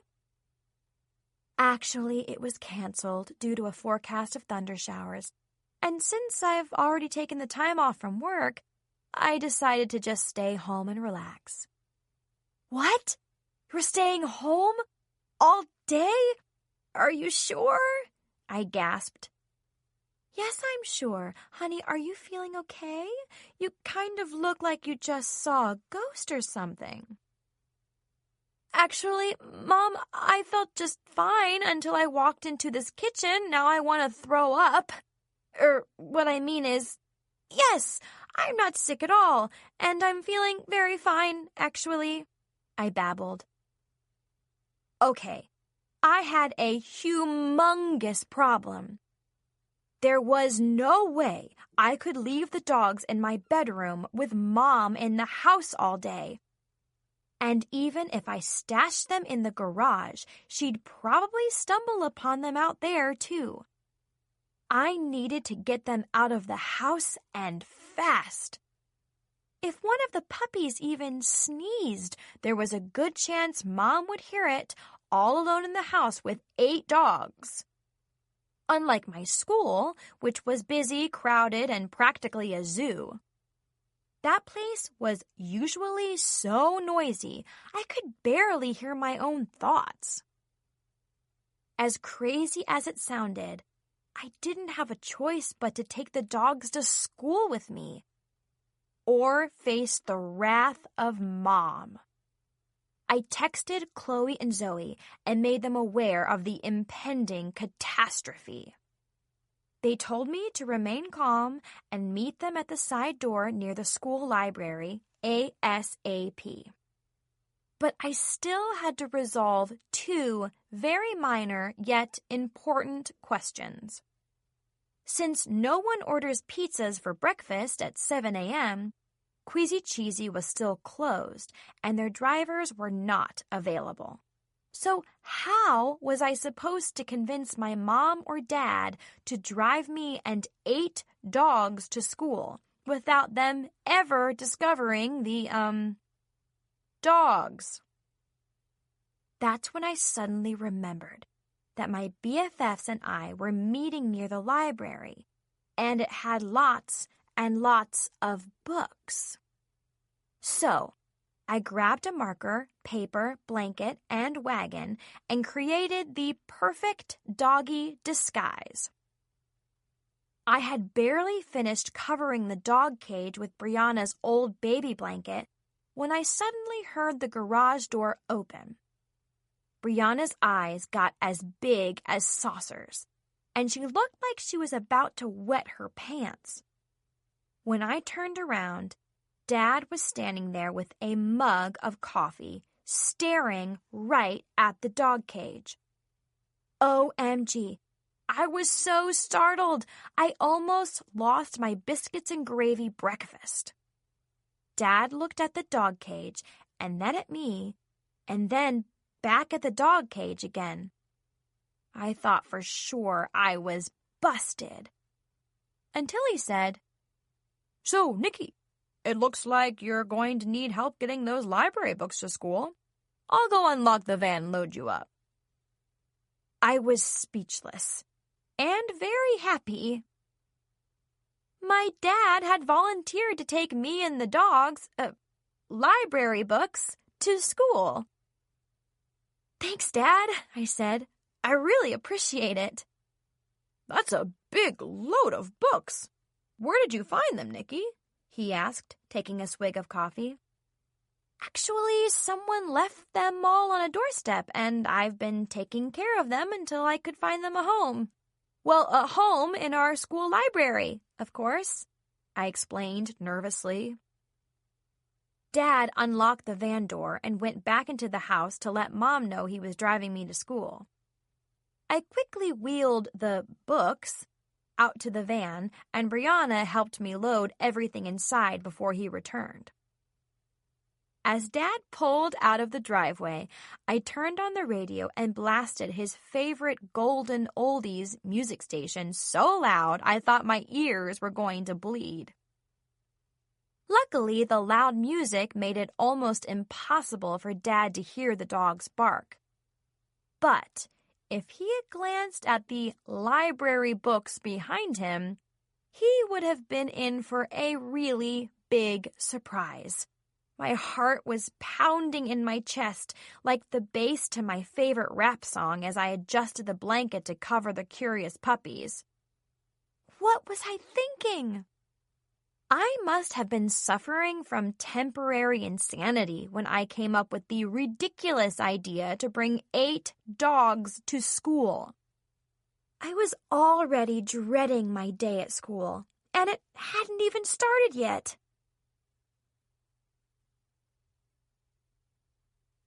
Friday, 7:55 a.m. at school. As planned, Chloe and Zoe were waiting for me by the side door near the library. "Hi, guys!" I jumped out of the van, grabbed their arms, and led them to the back of the van so Dad couldn't hear. "So, will you help me unload the, books?" "Books?" Zoe asked. "What books?" I gave her and Chloe a wink. "Oh, those books. Sure," Zoe said. "Nikki, what happened to the dogs?" Chloe blurted out. "Are they still in your bedroom? I thought you were bringing them with you to school today and—" Zoe gave Chloe a swift kick to shut her up. "Ow! That hurt!" Chloe whined. "Need any help, girls?" Dad asked, standing right behind us. OMG, he nearly scared the kibbles and bits out of us. I really wished he'd stop sneaking up on people like that. He opened the back door of the van and reached for the load of library books. "No," I said, grabbing his hand. No thanks, Dad. We got this. Mrs. Peach would fire us from working at the library. You understand, right?" "Not really, but fine," he shrugged. "You kids are more nervous than a wet cat. It's like you're trying to smuggle mice into a cheese factory or something." Not quite. We were trying to smuggle 8 dogs into a middle school. Chloe, Zoe, and I looked at each other and giggled nervously. Not because his joke was funny, but because Holly's tail was hanging out from under the blanket. After Chloe, Zoe, and I unloaded the dog cage and wagon, we waved goodbye to my dad and wheeled the books into the library. "Keeping the cage in here might be risky," I said, looking around. "What if Mrs. Peach sees a sign and thinks it's actually library books?" "Maybe if we change the sign to garbage, she won't look," Chloe reasoned. "But then she might throw it out.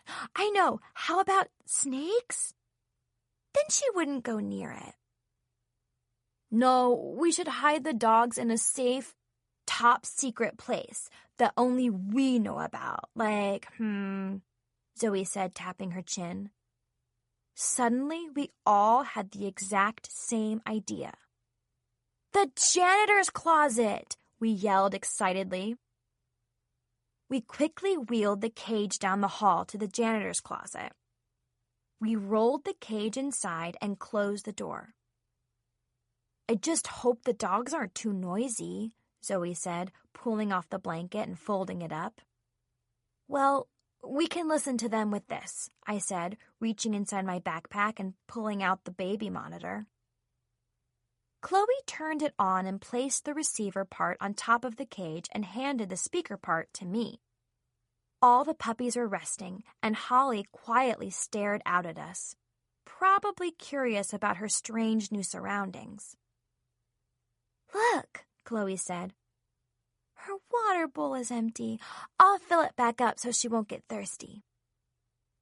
Okay, but just make sure you close the cage when you're done so they can't get out, I said, turning the volume on the receiver to high. I wanted to make sure I could hear every little sound. Then I placed it inside my backpack. We said goodbye to the dogs, carefully closed the janitor's closet door, and headed for our lockers. Today, students were reporting to their homerooms for first hour instead of our regular classes. This worked out for us since we were all in the same homeroom. Whatever you do, act natural and stay cool, I whispered to Chloe and Zoe as we took our seats. And just think positive thoughts, Zoe whispered. Yeah, because if someone finds those dogs in the janitor's closet, I'm positive we'll be kicked out of this school like a soccer ball, Chloe added in a whisper. I was like, thanks a lot, Chloe. After hearing her positive thought, I was more worried than ever.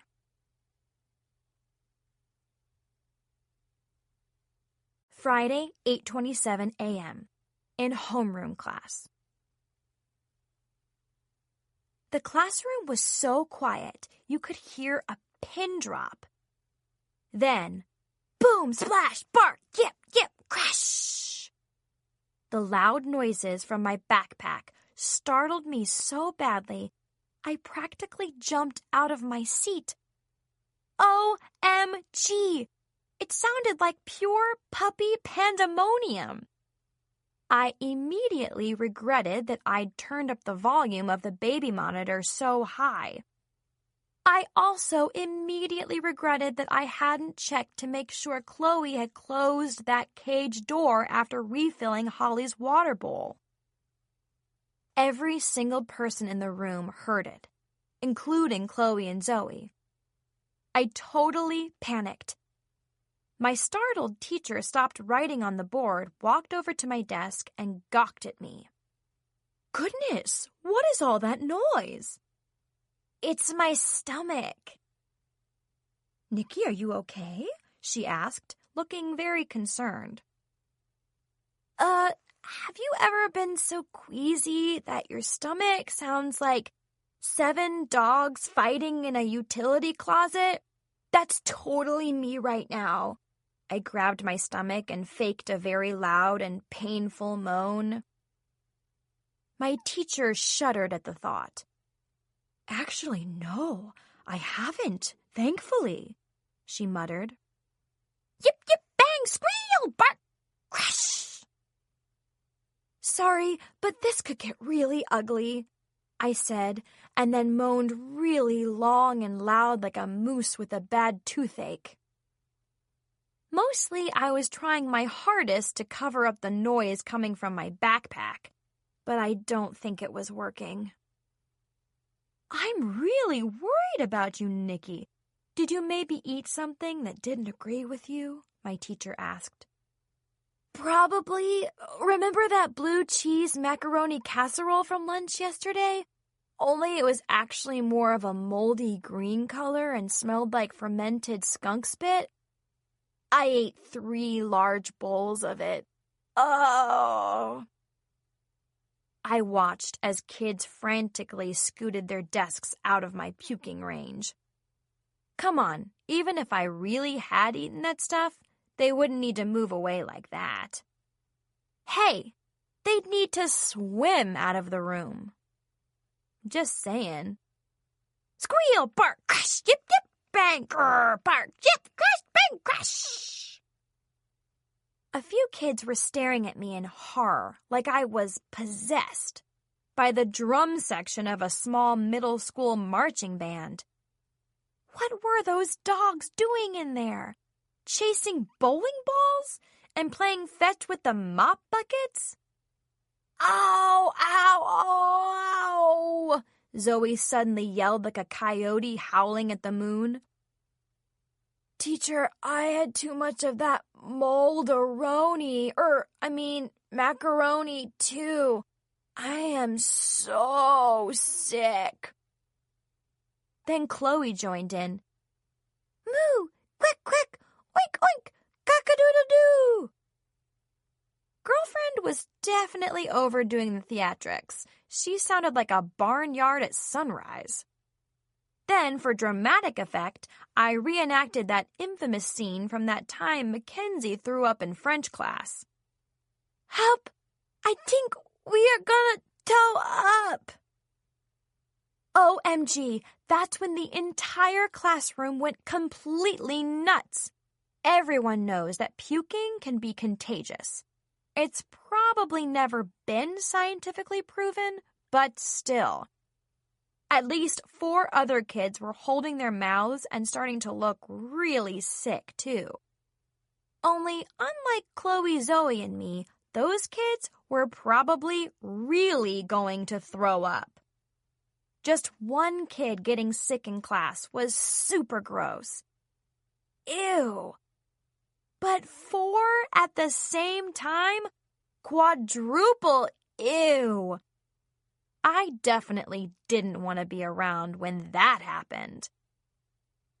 Oh no, my teacher cried, suddenly realizing the gravity of the situation. All 3 of you are immediately excused. Now hurry, before your lunch comes back to say hello all over my clean floor. Go, please, just go. It was quite clear the teacher had heard about the Mackenzie puke fiasco, because this lady was not having it in her classroom. Chloe, Zoe, and I exchanged glances. In spite of our very bad acting skills, our plan was obviously working. Thank you, teacher, I grimaced. Then I grabbed my backpack, and the 3 of us staggered out of the room all queasy-like. But as soon as I closed the door, we sprinted down the hall toward the janitor's closet like we were competing in a 100-meter dash.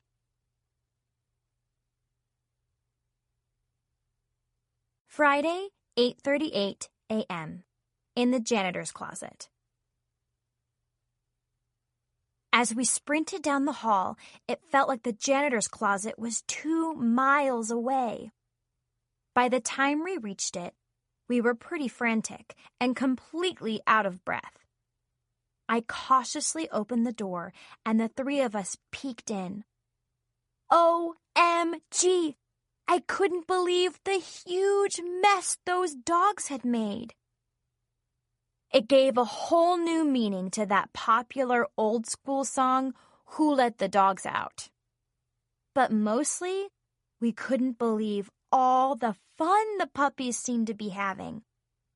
Everything in there had been chewed, gnawed, chipped, scratched, torn, tattered, shattered, shredded, or broken. But thank goodness, the dogs were all in one piece and doing just fine. There were mounds of powdered detergent, puddles of dirty mop water, soap suds, and shredded toilet paper everywhere. 2 puppies were playing with the water hose in the mop sink. I'm no dog whisperer, but I think Holly was totally embarrassed by her puppy's antics. It was hard to believe that such little puppies could make such a humongous mess. It actually looked like they'd thrown a wild house party in there and trashed the place. It's going to take at least an hour to clean this mess up, Zoe groaned. We'll just have to come back and tackle it during lunch when we have more time. Yeah, I know, but we need to get the dogs out of here first, I muttered. Where else can we put them? Chloe asked. Mrs. Peach will be in the library all afternoon, so that's not an option. Guys, I have a really crazy idea, I grinned, and I'm pretty sure it will probably work, or wreck our lives and get us expelled from school. Wow, sounds just perfect, Zoe replied sarcastically and rolled her eyes. Just hear me out, I said. Principal Winston is out of the building all day today for a meeting at the high school, right? Well, since he's not in his office... I know, Chloe interrupted excitedly. We can just skip school for the rest of the day and take the dogs to my house. Since he's not here, he won't know, and we won't get expelled, right? Not exactly, Chloe. Just listen, okay? I said, mildly annoyed. We could hide the dogs in his office, and no one would ever find them. That's because absolutely no one would even dare go in there without his permission. Unless they were really, really stupid or something. Zoe slapped her palm on her forehead.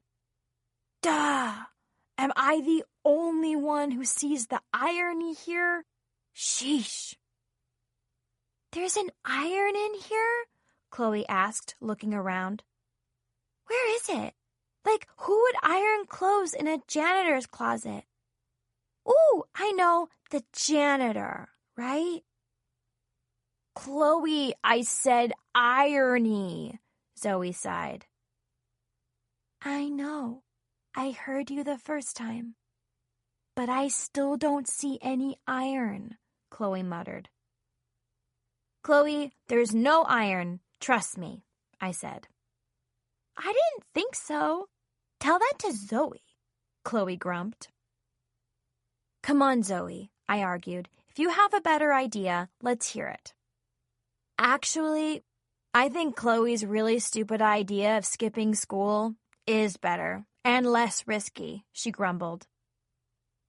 I just rolled my eyes at Zoe and didn't say a word. Finally, Zoe said, Nikki, if you think your plan will actually work, let's try it. We definitely can't keep the dogs in here. Great, I smiled. Now listen carefully, guys. My plan is very, very simple.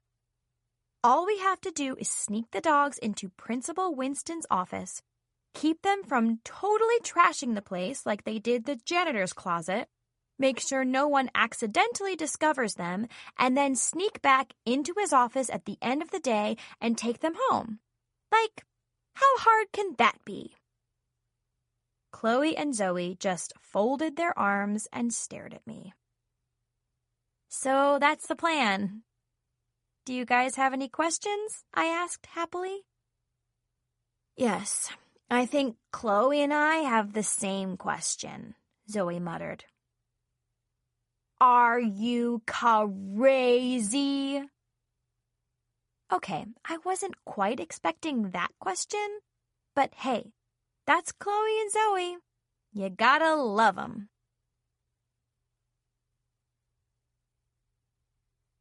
Friday, 8:43 a.m. in the school office. Coming up with the idea to hide the dogs in Principal Winston's office was pretty easy. However, figuring out how to get the dogs into Principal Winston's office was the hard part. So this was the master plan. Chloe was going to lock herself in a bathroom stall and pretend to be sick. We'd asked the office secretary to check on Chloe because we were worried about her. While the secretary was out of the office, Zoe and I would simply roll the dog cage into Principal Winston's office and close his door. Since his office was in a separate corridor from the noisy main office, it would be pretty hard to hear the dogs unless they made a huge racket. Then, at the end of the day, we'd simply ask to retrieve our box of library books that had inadvertently ended up in Principal Winston's office instead of in the library. I knew my plan was far-fetched, ill-conceived, and very risky, but I didn't have any other options except to confess everything to my parents. We were scoping out the office when the door opened and the secretary walked down the hall and disappeared into the teacher's lounge. We couldn't believe our good luck. With the office temporarily unattended, we'd have the perfect opportunity to sneak the dogs into the principal's office.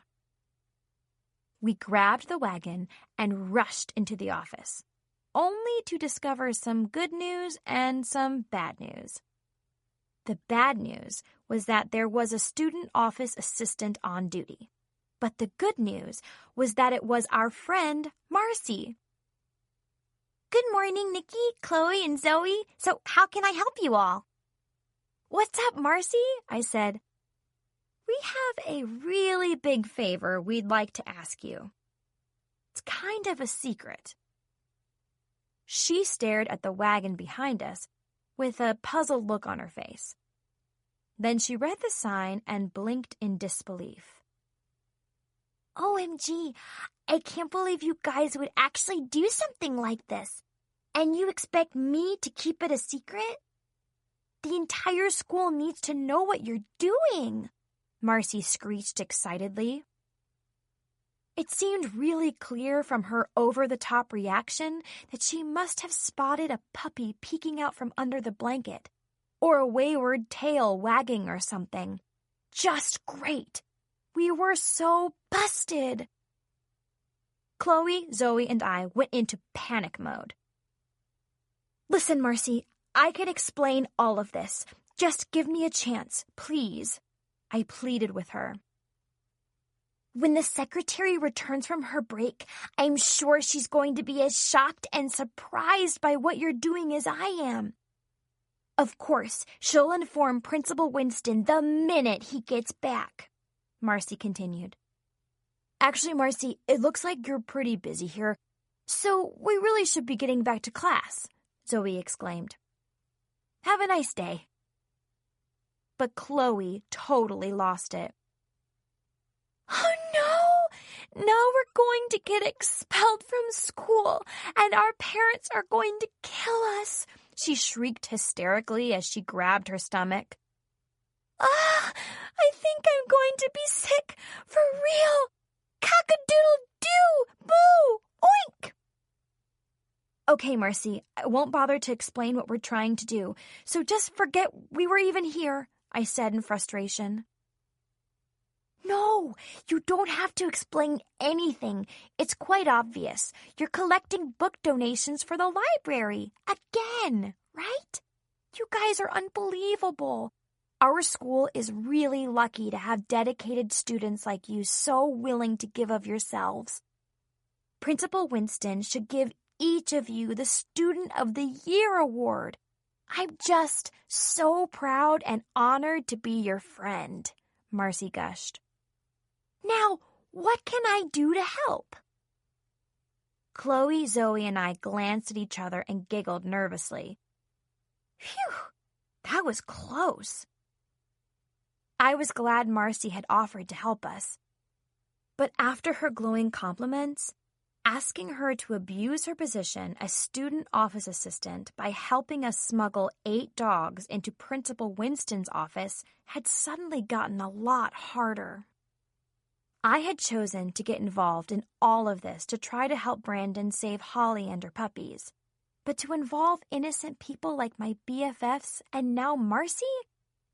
I felt like a snake. A dishonest, manipulative, and very desperate snake.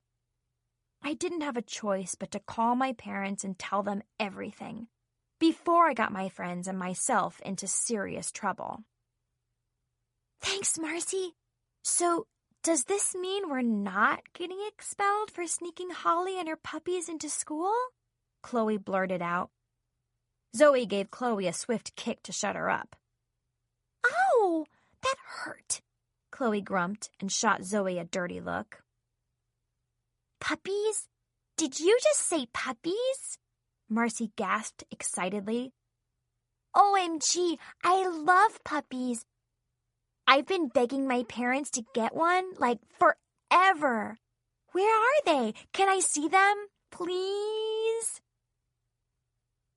Okay, that's when I decided not to call my parents and tell them about Holly and her puppies. So, what if I'm a sneaky snake? I told Marcy all about Holly and her pups and how we were helping Brandon save them. Then I let her have a peek at them. Squee! Total cuteness overload! Marcy didn't seem the least bit disappointed that our library books were actually dogs. And after hearing about our doggy dilemma, Marcy agreed that Principal Winston's office would make the perfect hideout until the end of the school day. Especially since Principal Winston wasn't expected to return during school hours. Marcy, we really appreciate you offering to help, but are you sure you want to do this? If we get caught, you could get detention, or worse, I warned her. Well, to be honest, I'm not that worried about detention. I just don't want to be demoted from office assistant to team uniform assistant. The sweaty guys on our wrestling team are the worst. After practice, their uniforms smell like dumpster juice and swamp gas, she complained. Ick! Marcy, we totally understand if you're having second thoughts about helping us, I said sympathetically. Yeah, we wouldn't ask you to do something this crazy and risky unless it was for a really good cause, Zoe explained. But Chloe was no help whatsoever. She made a sad, pouty face like she was about to cry. Marcy, just look at these cute little faces, Chloe squeaked in baby talk. Don't you just love these little doggies? Yes, you really do. Almost as if on cue, all 8 dogs gave us the biggest, saddest, most angelic puppy dog eyes ever. Oh, the 4 of us gushed. Poor little puppies are really, really sad, Chloe said glumly. Okay, guys, I'm in, Marcy sniffed. I'd have to be completely heartless to say no to those cute little faces. I already love them. I really do. Chloe, Zoe, and I were so happy we gave Marcy a group hug. Thanks, guys, Marcy smiled. The secretary will be coming back from her break any minute now. We need to get these dogs moved into Principal Winston's office right away.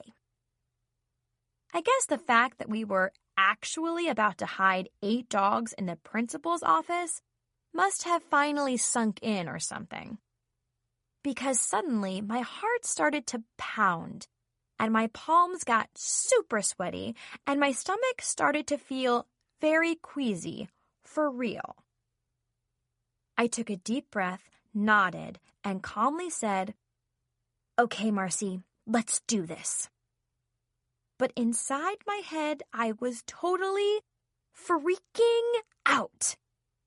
I wanted to run out of the office, hysterically screaming, No! I just hope my crazy plan actually works.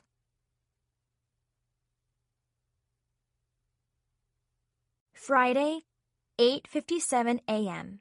in the principal's office. Marcy cautiously turned the knob to Principal Winston's office and click! OMG! We nearly jumped out of our skins. Ah!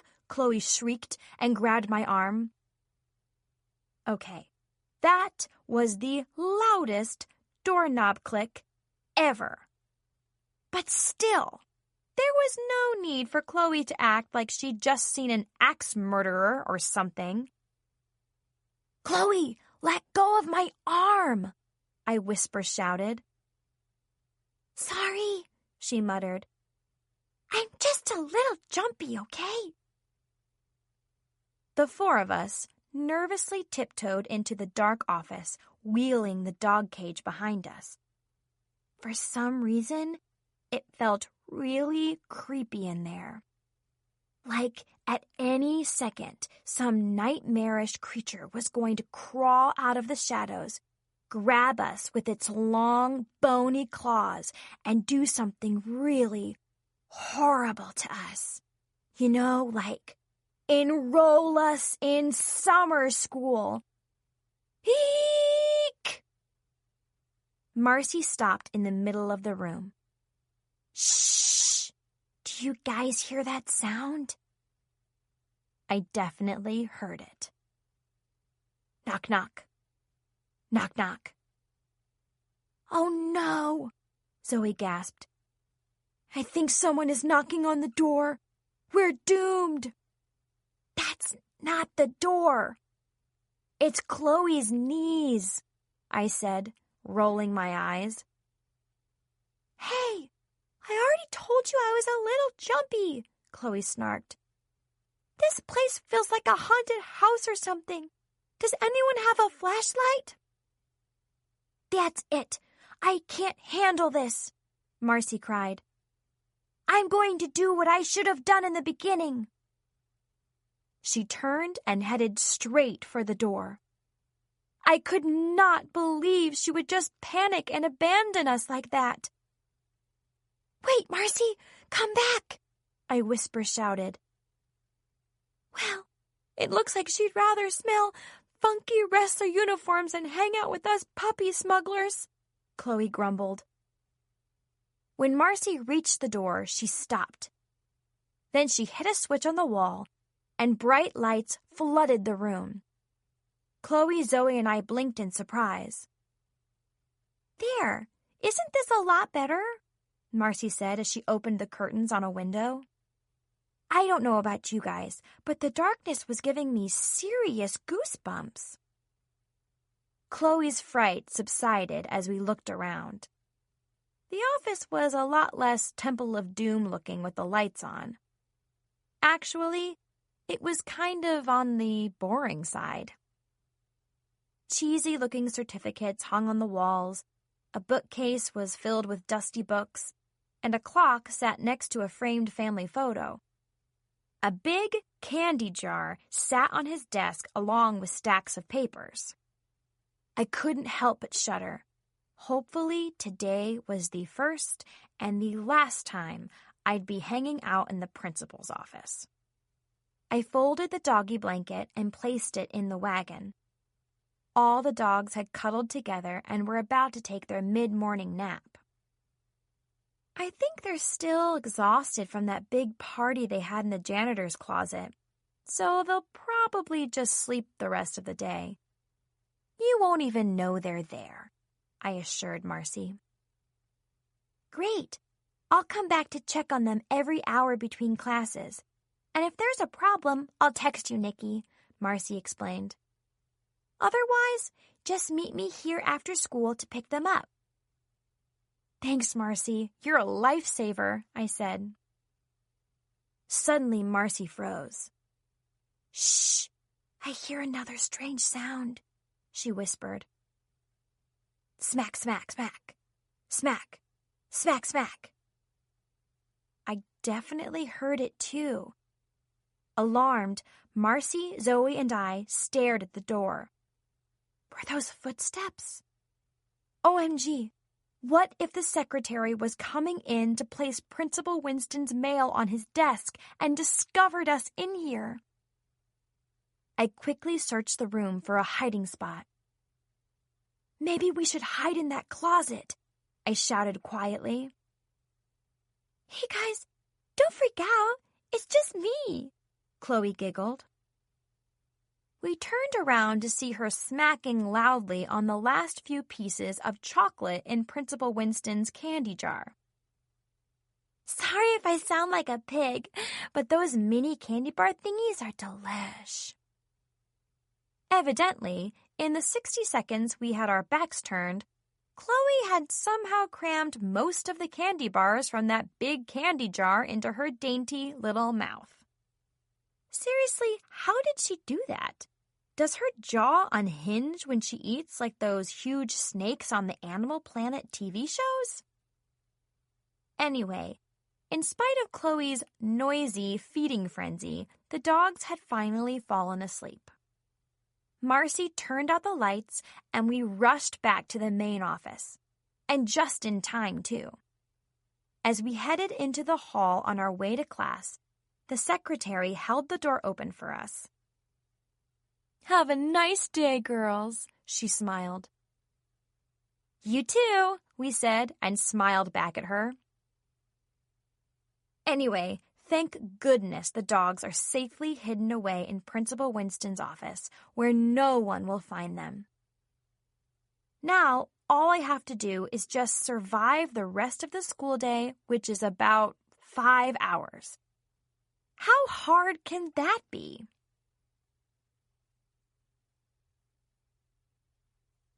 Friday, noon, in the janitor's closet. Chloe, Zoe, and I gobbled down our lunches as fast as we could. Then we snuck out of the cafeteria and rushed straight to the janitor's closet as planned. OMG, the room looked like it had been hit by a Category 3 hurricane. It seemed like it was going to take us forever to clean up the huge mess those dogs had made. Although my BFFs and I hated cleaning our bedrooms and loathed putting dishes in the dishwasher, we somehow managed to finish up by the time lunch was over. How? We donned our rubber gloves and combined our strength to become powerful superheroes known as the Lean, Mean Teen Cleaning Machine. Unfortunately for us, we also ended up smelling like the janitor's closet, which is a combination of soap, toilet bowl cleaner, and musty, moldy mop. Ew. Anyway, Marcy has been checking on the dogs every hour between classes, and she said she'd text me if anything came up. I haven't heard from her, so no news is good news. Maybe this whole dog-sitting thing is going to work out after all. Just a few more hours left until the end of the school day. Scooby!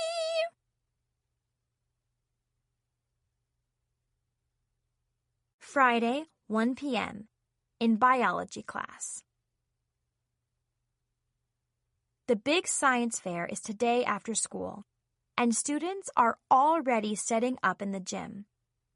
My bio teacher had a flyer posted on her wall. Citywide Science Fair, Westchester Country Day Middle School, Friday, May 2nd, 4 p.m. to 7 p.m., Saturday, May 3rd, 9 a.m. to 4 p.m. Cash, prizes, food, fun. For more info and project entry form, visit the WCD Middle School website. Since half of the students in our biology class were in the gym setting up for the fair, including Brandon, our teacher told us we could spend the hour quietly reviewing for our chapter test next week. It was nice having the extra time to study bio, but to be honest, I was bored out of my skull. Why study for the bio chapter test today when I can just procrastinate and study for it next week? Anyway, I just checked my text messages and didn't have any from Marcy, so the dogs must be doing okay, and school will be over soon. But just in case there is a problem, I wanted to be totally prepared. So I decided to use my class time wisely and write an excuse generator, mostly just for fun.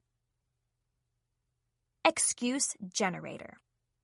For why there are 8 dogs in Principal Winston's office.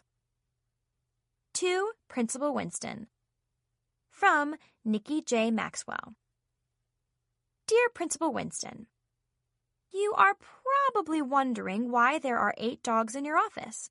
So, please allow me to explain. But first, I sincerely want you to know that I'm just as shocked, confused, hungry, bald, as you are about this very troubling situation. I was on my way to class this morning when I thought I heard scratching, barfing, singing, cock-a-doodle-doo at one of the exit doors. I assumed it was just a pizza delivery guy, a circus clown, a rabid squirrel, a bloodthirsty vampire trying to get in. So I opened the door just a tiny bit to get a quick peek, but before I could stop them, 8 dogs quickly ran inside. I tried to catch them, but they were faster than lightning, uncontrolled diarrhea, a slug in an ice storm, a race car driver with 4 flat tires, and they somehow disappeared down a hallway. So I thoroughly searched every single classroom, toilet, locker, garbage dumpster. But I still couldn't find them. This made me so frustrated that I wanted to eat a peanut butter jelly and pickle sandwich, pick my nose, do the hokey pokey, take a bubble bath, and then sob hysterically. The only place I hadn't searched was your office, and that was because I didn't want to break any school rules and possibly risk getting expelled from WCD, an after-school detention, a severe case of diaper rash, a zit on my nose the size of a raisin, which unfortunately would become part of my permanent school record and possibly prevent me from getting admitted to a major university. Sadly, I had no choice but to search for the dogs in your office. Of course, as soon as I found them there, I immediately wet my pants, fainted, took a selfie, stepped in doggy poo, which was such a traumatic experience that it will take me years to recover. Fortunately, the dogs were merely eating student report cards, drinking out of the toilet, chewing a hole in your leather office chair, taking a nap. So your office was not heavily damaged. I had just left your office to call Fuzzy Friends Animal Rescue Center to pick up the dogs and find them homes when I discovered you had returned and found the dogs in your office. I'll never again open our school doors for 8 renegade retrievers, 7 prissy poodles, 6 yappy Yorkies, 5 dorky Dalmatians, and a partridge in a pear tree. Because I have learned my lesson. Sincerely, Nikki J. Maxwell.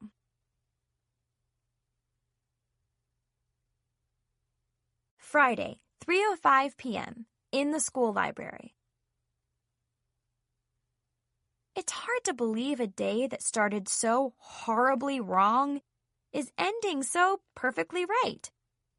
Chloe, Zoe, and I were working in the library as LSAs, library shelving assistants, when Brandon stopped by.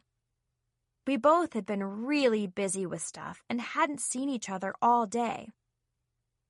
Hey, Nikki, I just wanted to thank you again for that compost for my science project.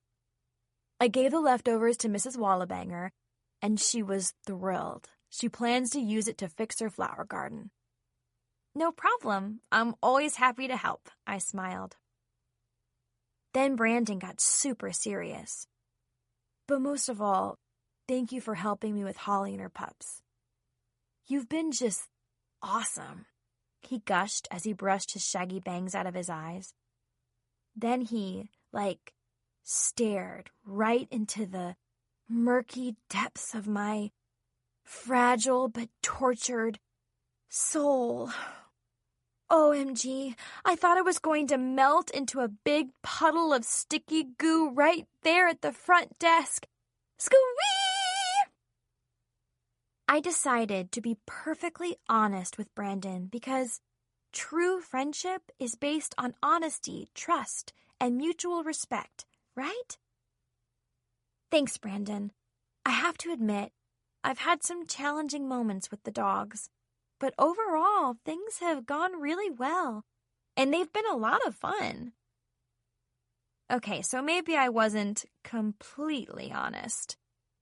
Yes, I know. I very conveniently left out the fact that my mom had told me I couldn't dog sit, but I had done it anyway and kept the dogs hidden in my bedroom. And I didn't mention how my mom had decided to stay home this morning, which meant I couldn't leave the dogs at the house as originally planned.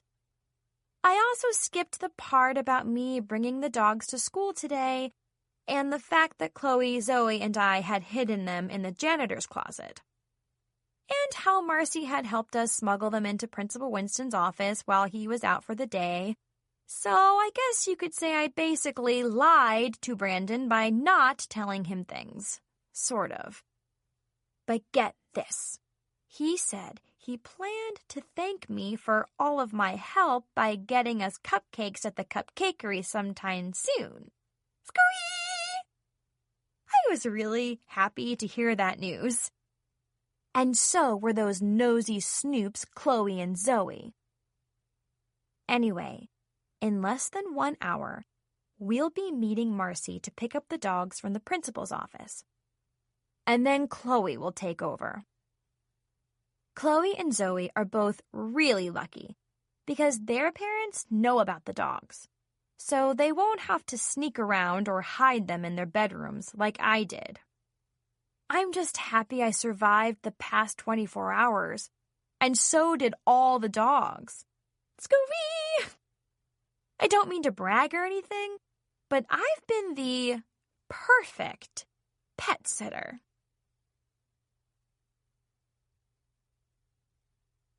Friday, 3:48 p.m. At my locker. Okay, must not panic. I just got some text messages from Marcy. Marcy. Waiting for you guys in Winston's office. Dogs are fine. See you soon. Me.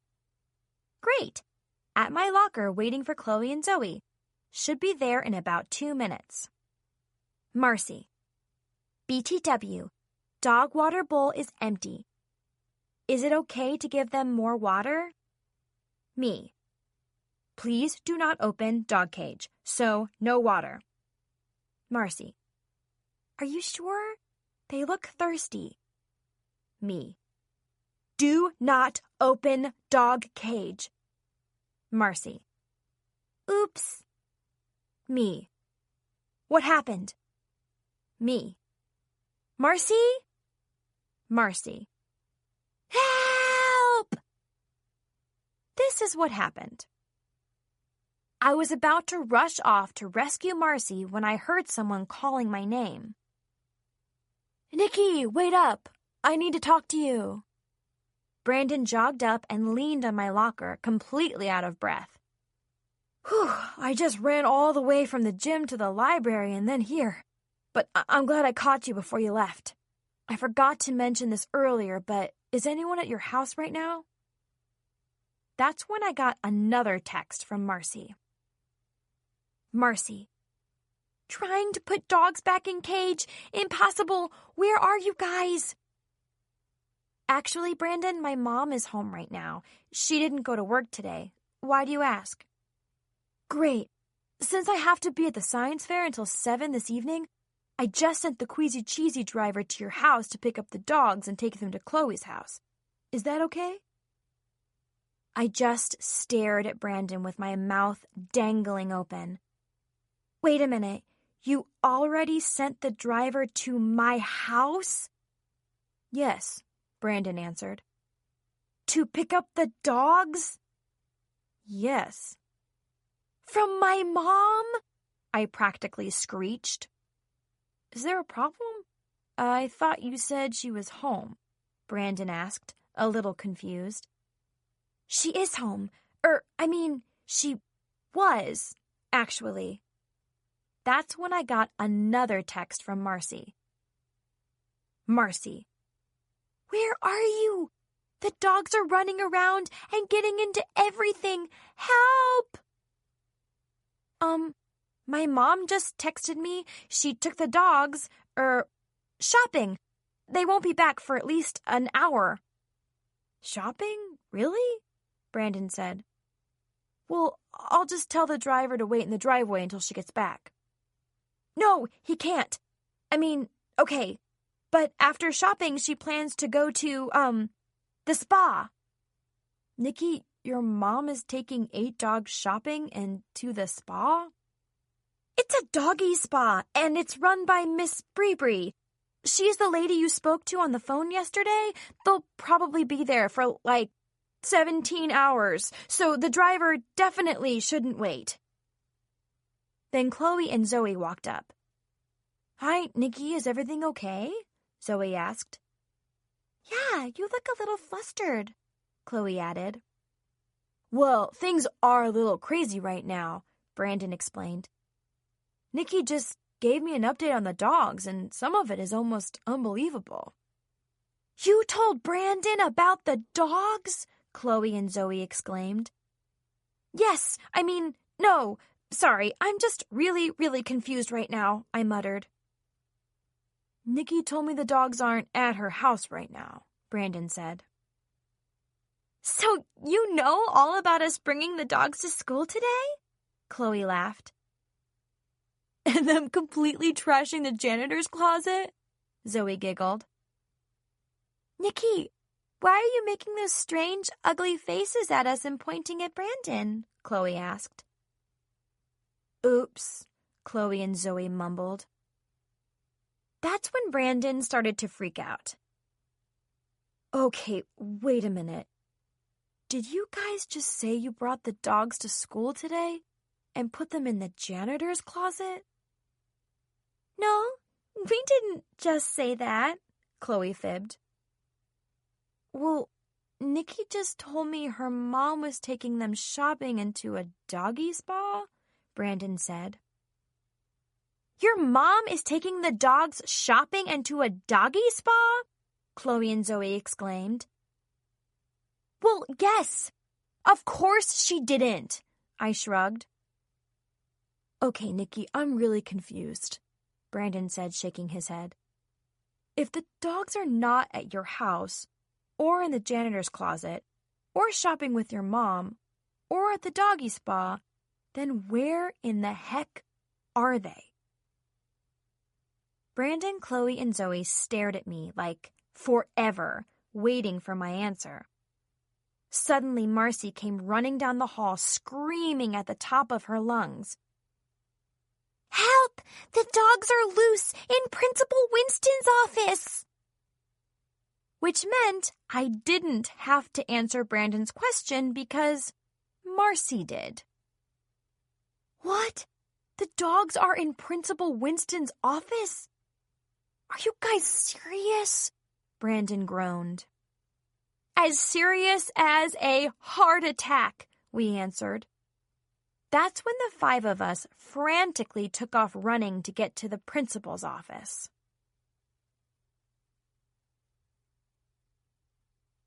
Friday, 4:09 p.m. in the principal's office. Ah! That was me screaming. OMG, I was so angry at myself.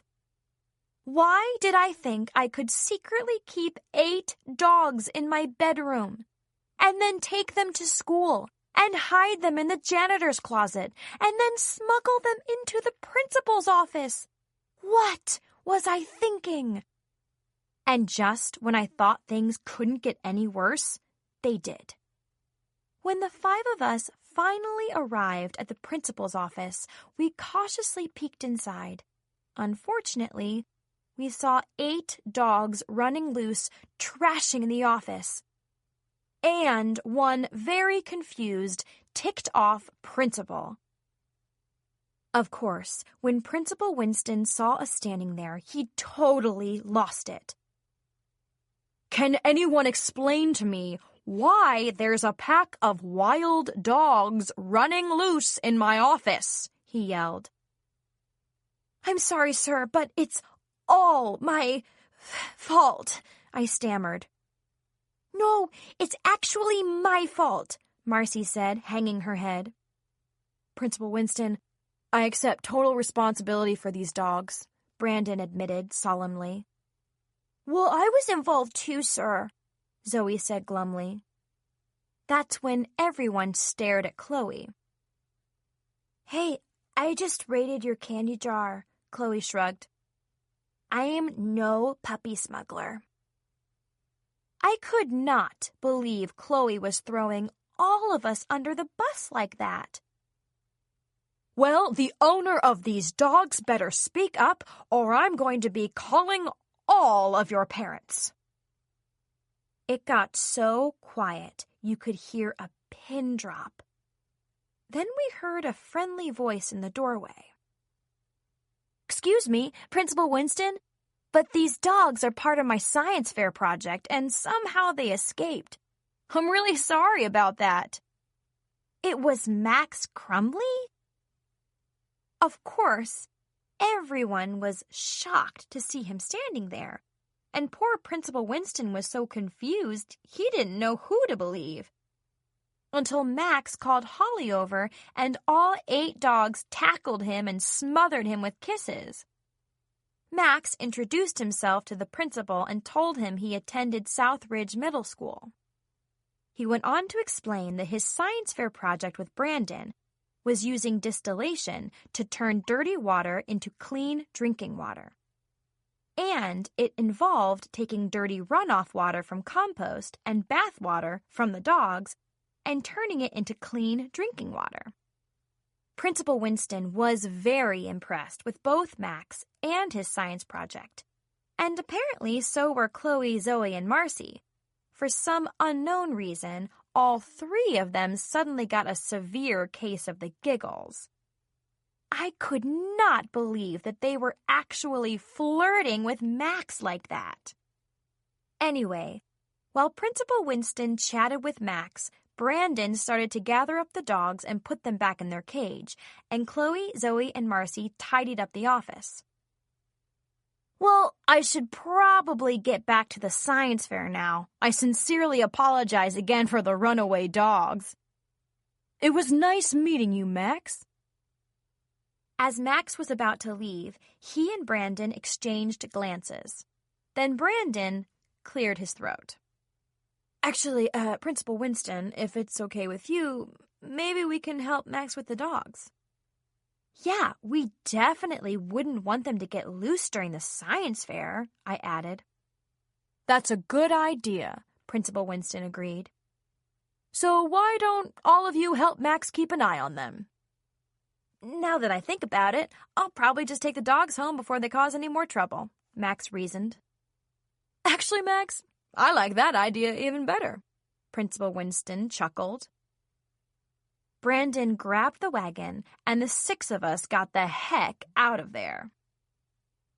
Once we had made it out into the hall with the dogs, everyone was so relieved. We actually high-fived each other. "Nice work, Crumbly," Brandon exclaimed. "OMG, I thought Principal Winston was going to call our parents for sure," I sputtered. "I almost peed my pants." Of course, everyone laughed at my silly joke. "Which reminds me," Brandon said, "I still need to call the driver and tell him not to pick up the dogs from your house, Nikki." He took out his cell phone. "I'll just have him come to the school instead." Anyway, I managed to survive yet another catastrophe, thanks to Max Crumbly. That guy is actually pretty cool.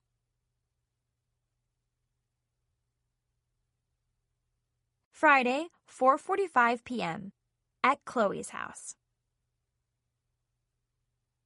Right now, I'm so completely exhausted from all of the drama with the dogs that I could fall over.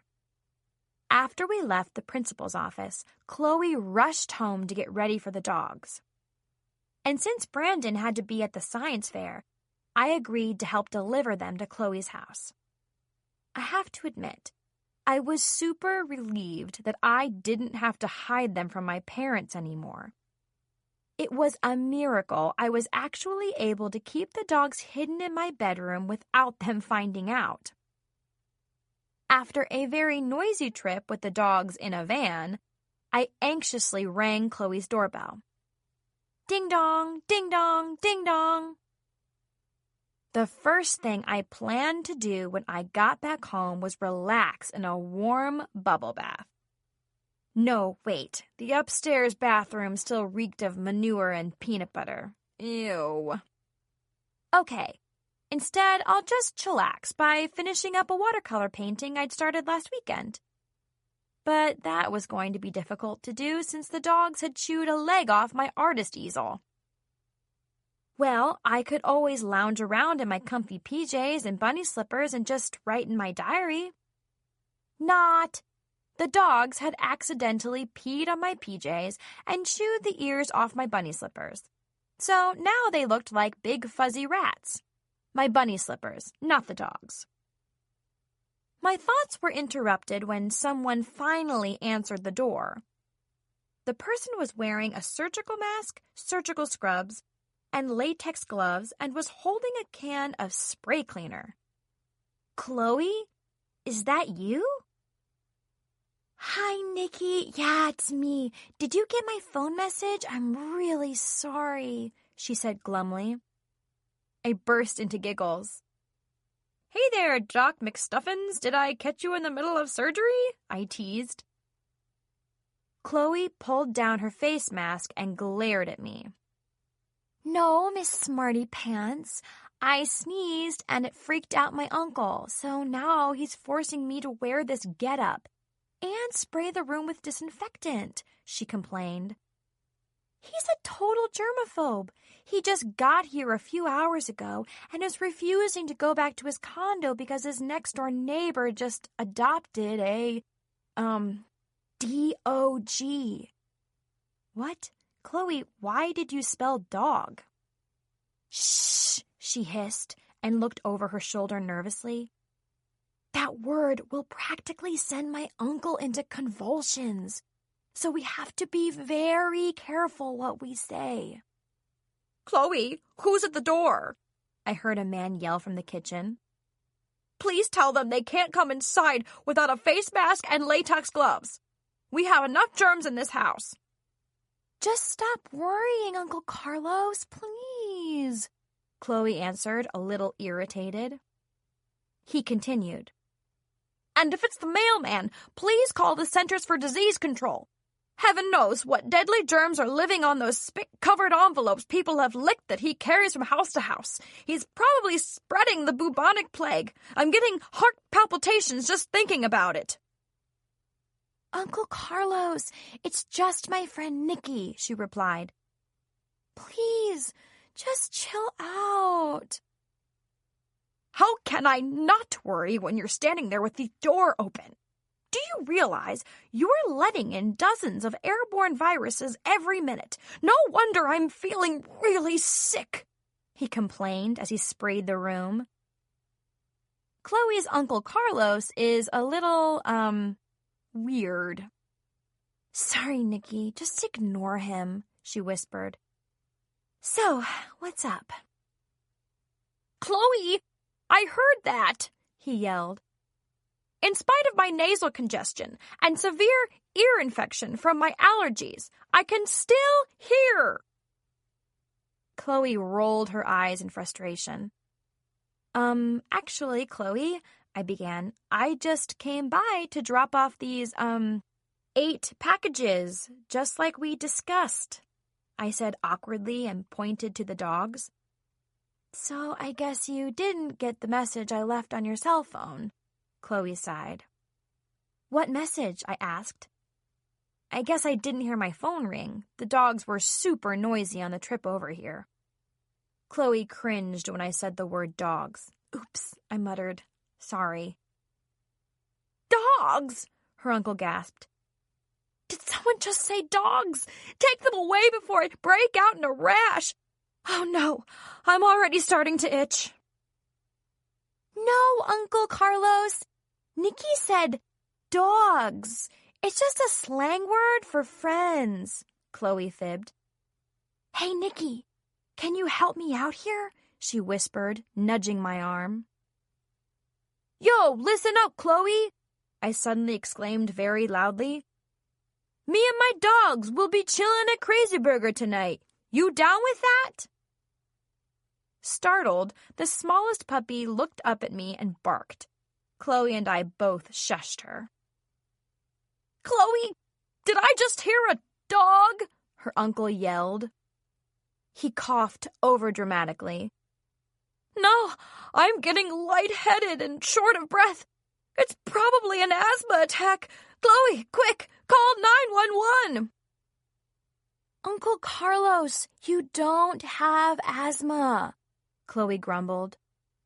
Besides, you've already made me call 911 3 times in the past hour. They've probably blocked our phone number by now. Then use your cell phone, her uncle argued. And just because I don't have asthma right now doesn't mean I won't get it later today.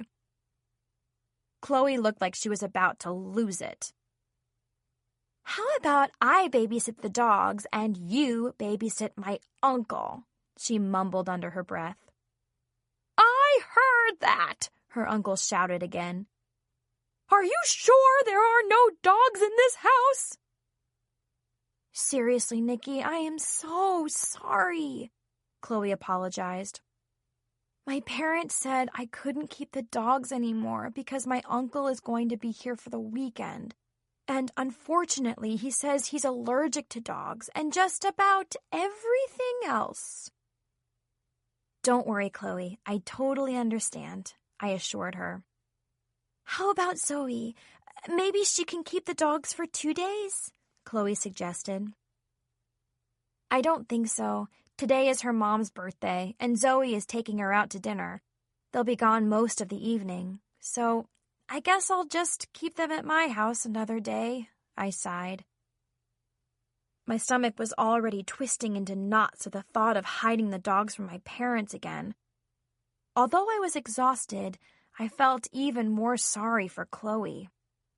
I'd much rather spend the weekend with a pack of wild dogs than her whiny, slightly nutty, germophobic Uncle Carlos.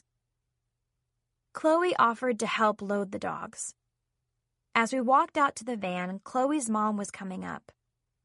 Hi, Mrs. Garcia, I smiled. Hi, Mom, Chloe said.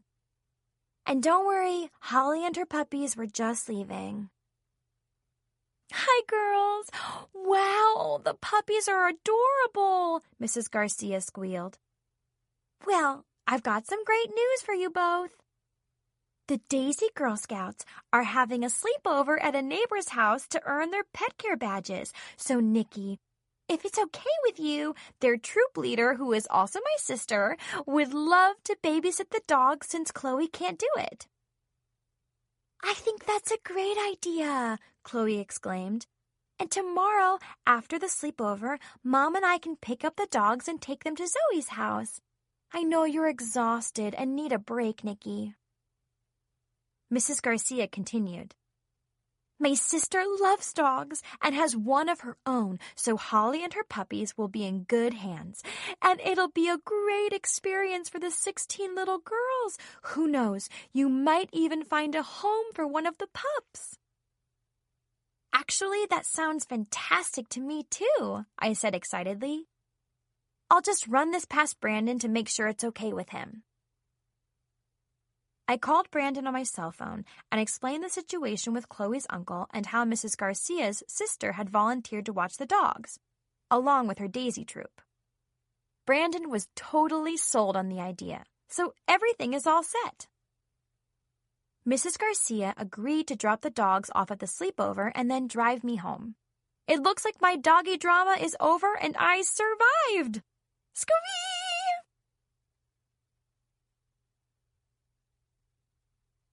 Friday, 5:15 p.m. I can't believe I'm actually here. Again!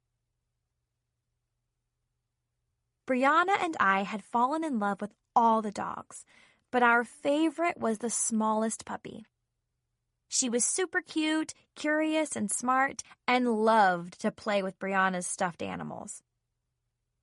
Although I was really going to miss taking care of the dogs, I felt proud I had been able to help keep them safe. I also learned that puppies can be as rambunctious as they are cute. Calling Holly's 7 puppies a handful was an understatement. They were like 7 tiny Tasmanian devils with puppy breath and no potty training skills whatsoever. I was already looking forward to seeing them at Fuzzy Friends next week. Anyway, Chloe and I had no idea where the sleepover was going to be. But as soon as Mrs. Garcia pulled into the driveway, Chloe and I instantly recognized the house. At first, we totally freaked. Then we stared in shock. Soon, we started to snicker. And then we giggled. Finally, we laughed until our sides hurt. Between the 8 dogs and the 16 Daisy Girl Scouts, including my bratty little sister Brianna, we felt really, really sorry for Mackenzie Hollister. Okay, now sit. Stay. Stop. Nice doggies. Ew, dog germs. Get these mutts away from me. Sorry, but Mackenzie totally deserved every fun-filled puppy-poopy moment. It was going to be one very, very long night. Especially after I suggested to Brianna that Miss Bree open a new paw spa right inside Mackenzie's very huge and luxurious bedroom. Then she could provide her peanut butter facials to Mackenzie's little sister Amanda, the 14 other girls, and the 7 dogs for free. Just kidding. Not. I am such an evil genius. Mwahahaha.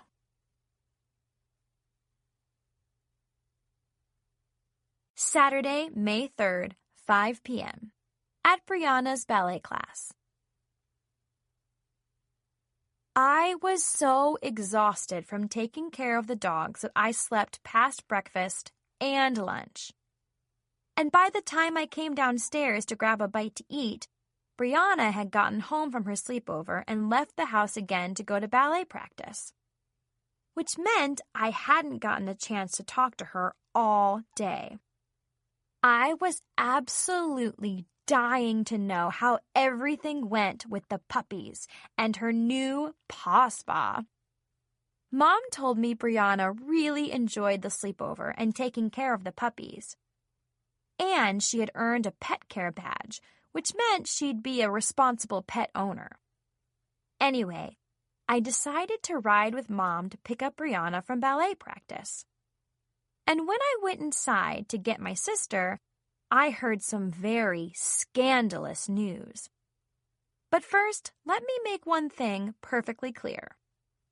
I'm definitely not the type who spreads nasty rumors about other people.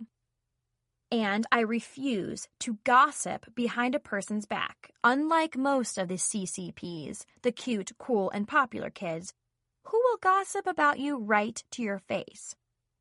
But I couldn't resist getting the latest dirt on a certain diary-stealing drama queen who had just transferred to Northampton Hills International Academy. And it came from a very reliable source. Namely, Mackenzie's little sister, Amanda. I was just minding my own business and trying to be friendly when I said, "Hi, Amanda. So is your sister Mackenzie loving her new school?" What happened at the new school is a big secret. If I tell Mackenzie's secret, Santa may not bring me any toys. But I can tell you because Brianna is my BFF. Well, Amanda, if it's a secret, then you don't have to tell me, I said, giving her a reassuring hug. But I'm very sure Santa is going to bring you and your BFF Brianna lots of fun toys this year because you are the sweetest little sister a big sister could ever have. I lied, gushed. You really think so? Amanda giggled. Okay, so the big secret about Mackenzie is... Wait a minute, Brianna interrupted, smiling at me like a snake in a pink tutu. Since we're both such sweet little sisters, will you take Amanda and me to see Princess Sugarplum Saves Baby Unicorn Island Part 9? Please? Wow, a Princess Sugarplum movie? That would be awesome! Amanda squealed. I gave Brianna a dirty look. I could not believe she was taking advantage of me like this. But if I wanted to get the lowdown on Mackenzie, I didn't have a choice but to give in to Brianna's demands. Okay, but Amanda, we have to ask your mom first, I explained. Now, let's get back to Mackenzie's big secret, okay? So, spill it. Amanda took a deep breath and began a second time. Well, when Mackenzie went to her new school, she... Hold on, Brianna interrupted. We're going to need some hot, buttery popcorn at the movie. Fine, I said, annoyed. I'll get you popcorn. And gummy bears too, Brianna added. That little brat was milking the situation like a dairy cow. I could not believe I was being so blatantly manipulated by my own greedy little sister. Like, who does that? Okay, and gummy bears too, I said through gritted teeth. But nothing more. That's it. Do you understand? Brianna grinned at me like a baby shark. Nikki, you're the best sister ever. Now, Amanda, where were we before Brianna so rudely interrupted us? Amanda lowered her voice to a whisper. Then she told me some of the things that had happened to Mackenzie at her new school. OMG, the stuff she said was unbelievable. No wonder Mackenzie had been acting so weird when we saw her at the cupcakery. I almost felt sorry for her. Notice I said almost. Anyway, I have to stop writing in my diary now. To celebrate Brianna earning her pet care badge, Mom is letting us have dinner at Crazy Burger. Squee! I'm so hungry right now. I could eat one of those silly styrofoam Crazy Burger hats, googly eyes and all.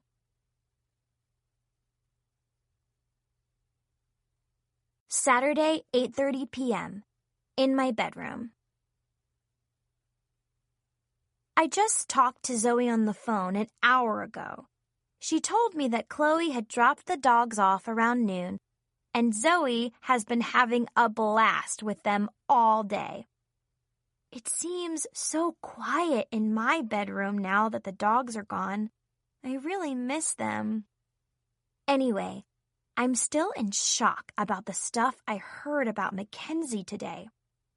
Apparently, her first day of school went fine, and everyone was super friendly. But her second day was a disaster. Mackenzie was in the bathroom when a group of the most popular girls in the entire school came in. They were laughing really hard about something, and she heard them mention her name. So Mackenzie peeked out of her stall and... OMG, she's so pathetic. caught them laughing and making fun of that video of her with the bug in her hair. Mackenzie was so embarrassed and humiliated that she hid out in that bathroom stall for 3 hours until school was over. And then she ended up with a 1-hour after-school detention for skipping class. Amanda said Mackenzie hated the popular kids at Northampton Hills because they were mean, snobby, and made fun of her because of the bug video. OMG! All of that mean girl drama sounded uncomfortably familiar. Mackenzie was being treated by those Northampton Hills girls exactly the same way she treated me. Apparently, some of the kids at her new school had labeled Mackenzie Hollister, the former queen bee of the CCPs, a big dork. Well, Mackenzie, welcome to the club. All of this is just so unbelievably, unbelievable, because this sounded nothing like the CCP mean girl who'd had a locker next to mine for 8 very long months at WCD. Come on! Who in their right mind wouldn't love attending a swanky school like Northampton Hills International Academy? But Amanda said Mackenzie made up cool stuff about her life and pretended to be someone else so the students there would like her, which also explains why she had all but stolen my identity when I met some of her friends at the cupcakery. Anyway, my conversation with Amanda was very rudely interrupted by a loud, shrill voice. Amanda! I told you to never talk to that little brat or her pathetic sister again. Let's go. Now! Mackenzie shrieked. Then she swooped in like a vicious, vulture and dragged Amanda away like a dead carcass. Bye, Amanda. Bye, Brianna. Mackenzie grabs Amanda and drags her away. That's when a smile slowly spread across Brianna's face. It looks like Mackenzie is still mad about the paw spa I set up in her bedroom during our sleepover, Brianna giggled. Everybody loved it, except Mackenzie. And get this, Mackenzie didn't say a single word to me. She just sashayed away with her nose stuck in the air like I didn't even exist. I just hate it when that girl sashays. Anyway, it's partially Brianna's fault that I didn't get even more details about what happened. Amanda couldn't complete a full sentence without Brianna rudely interrupting to demand assorted, unhealthy movie snacks. So, if I want to get more dirt on Mackenzie, it looks like I might actually have to spend an afternoon taking Brianna and Amanda to Princess Sugarplum Saves Baby Unicorn Island, Part 9. Suffering through yet another of those silly, mind-numbing Princess Sugarplum movies would be worth it, just to stay one step ahead of Mackenzie and her drama fest.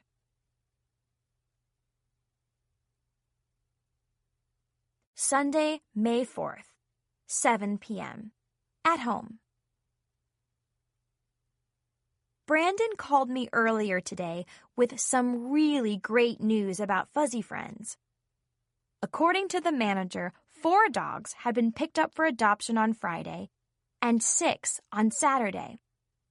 So, as of this morning, Fuzzy Friends had 10 openings for new animals. Squee! Which meant that there was finally enough space for Holly and her 7 puppies. But this is the crazy part.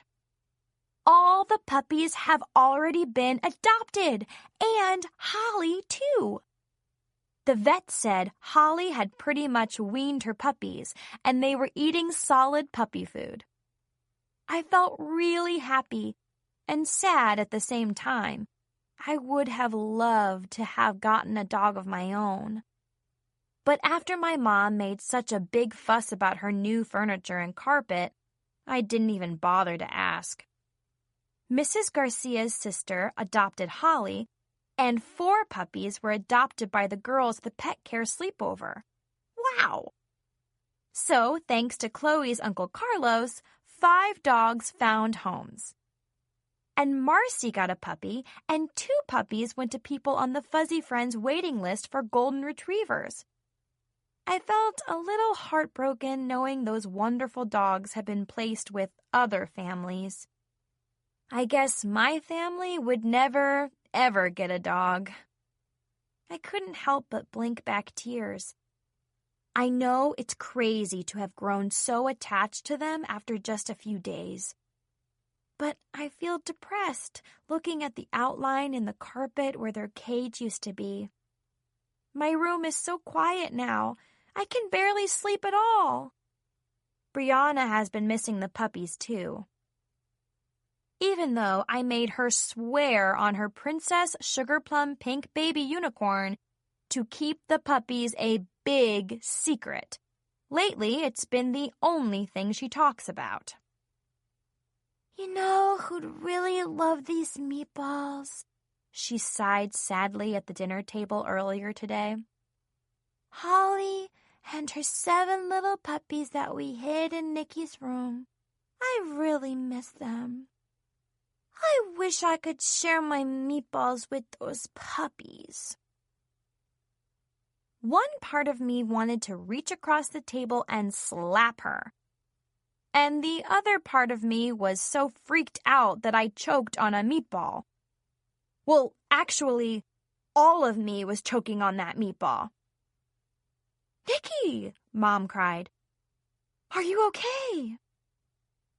I coughed and quickly guzzled my glass of punch to wash the meatball down before my face turned blue. "Sorry about that. These meatballs are so delicious. I'm literally trying to inhale them," I giggled nervously. Mom and Dad traded glances with each other. "Now, what were you saying about puppies?" Dad asked Brianna curiously. "Hey, Brianna," I interrupted, trying desperately to change the subject. "How is Oliver doing? I bet he really likes meatballs too." "He loves puppies more," she said glumly. "He said he wanted to play with the puppies you had in your room." Dad furrowed his brow. "So are these Princess Sugar Plum stuffed puppies?" "No, Dad, they're Nikki's puppies, and they are real," Brianna corrected him. "Actually, Dad, the puppies aren't real," I explained, "but Brianna likes to pretend they live in my bedroom." "Nuh-uh," she protested. "They're real, and you know it. Remember the torn-up pillows in the family room, and the peanut butter and mud from the paw spa in the upstairs bathroom, and the dog poop in Mommy and Daddy's room, and the—" "Ha ha ha!" I roared over the sound of her snitching on me. "Dogs pooping in Mom and Dad's room? OMG, you're hilarious, Brianna." "You weren't laughing when you were lying on the middle of the bathroom floor covered with mud, peanut butter, and toilet water," she yelled and stuck her tongue out at me. "Brianna," Mom scolded her, "that's enough." I could not believe that little brat was putting all of my personal business in the streets like that. Thanks a million, Brianna. Just throw me under the bus so Mom and Dad will ground me until my 18th birthday. I don't have the slightest idea why Brianna has suddenly been so obsessed with puppies lately. I shrugged, all innocent-like. Maybe it was that pet care sleepover. Mom and Dad exchanged glances again. Actually, I was starting to feel a little uneasy. I couldn't help but notice that my parents were acting kind of weird, too. Did they actually believe Brianna's crazy story? Nikki, after dinner, I'd like you to help me bring in some groceries from the car, okay? Mom said. 20 minutes later, I was carrying in a half-dozen bags from Pets and Stuff. These are groceries? I asked skeptically. Mom, I know you've caught Brianna drinking out of the toilet and biting the mailman once or twice, but feeding her doggy diner puppy chow is a bit drastic, don't you think? It's a pet food drive for Brianna's troop, Mom said. Hey, what's this stuff? Brianna asked. Mom, did you buy me some puppy chow cereal? Yum! I couldn't believe Brianna actually said that. I ate lots of bacon doggy snacks when Nikki babysat me and the puppies, she bragged. Then Dad came downstairs carrying a big white box with a huge red bow on it. Wow, I gasped. Was it a new laptop computer to replace the one Brianna had put in the dishwasher? Girls, we have a big surprise for you. We opened the box and peeked inside. A new puppy? The wiggly little puppy jumped into our arms and licked our faces. It was Holly's smallest pup, the one that Brianna and I had fallen in love with. Squee! We both squealed. Yip, yip, yip, yip, the puppy barked.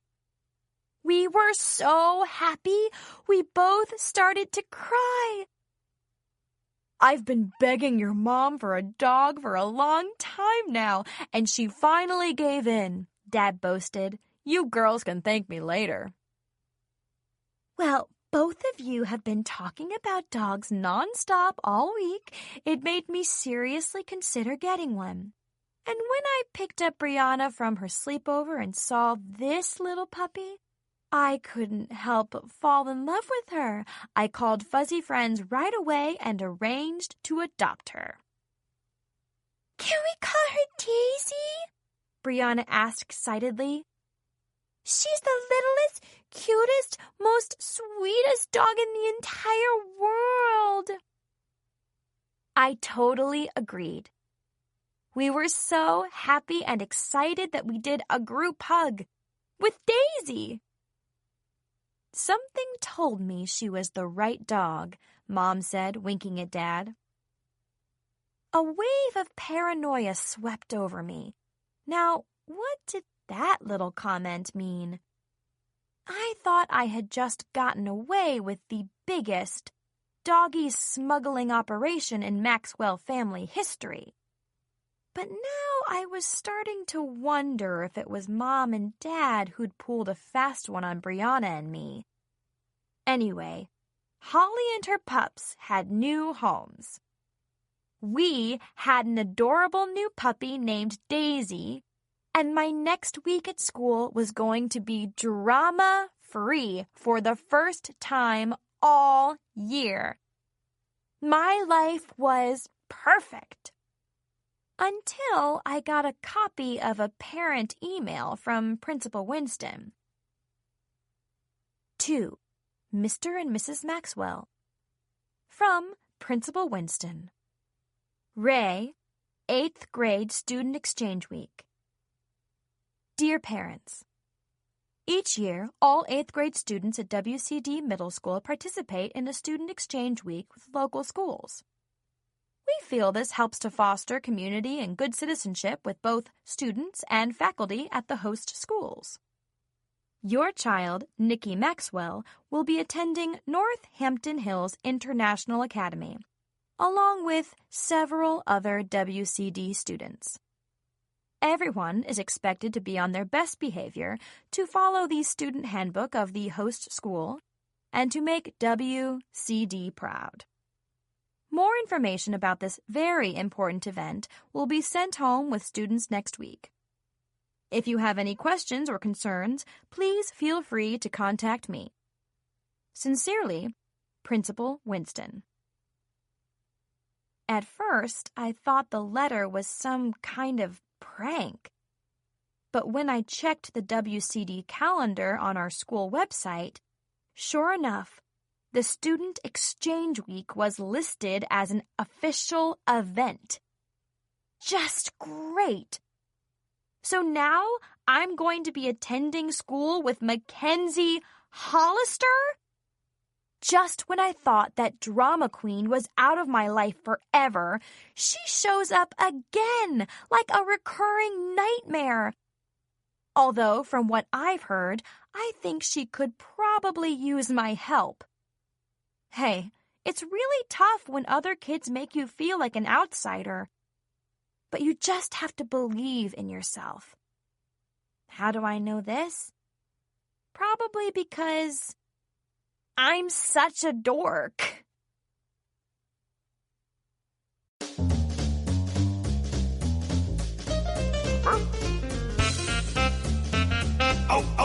Dork Diaries, Tales from a Not-So-Perfect Pet Sitter, was written by Rachel Renee Russell with Nikki Russell and Erin Russell and read by Jenny Barber.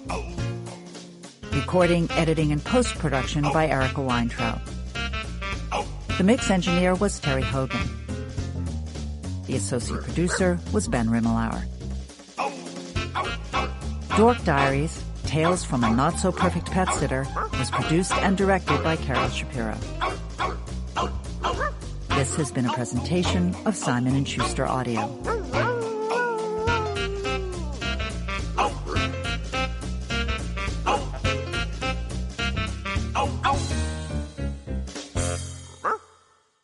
Dork Diaries, Tales from a Not-So-Perfect Pet Sitter is available in hardcover from Aladdin. Also from Simon & Schuster Audio, Dork Diaries, Tales from a Not-So-Happily Ever After, and Dork Diaries, Tales from a Not-So-Happy Heartbreaker, both written by Rachel Renee Russell and read by Jenny Barber.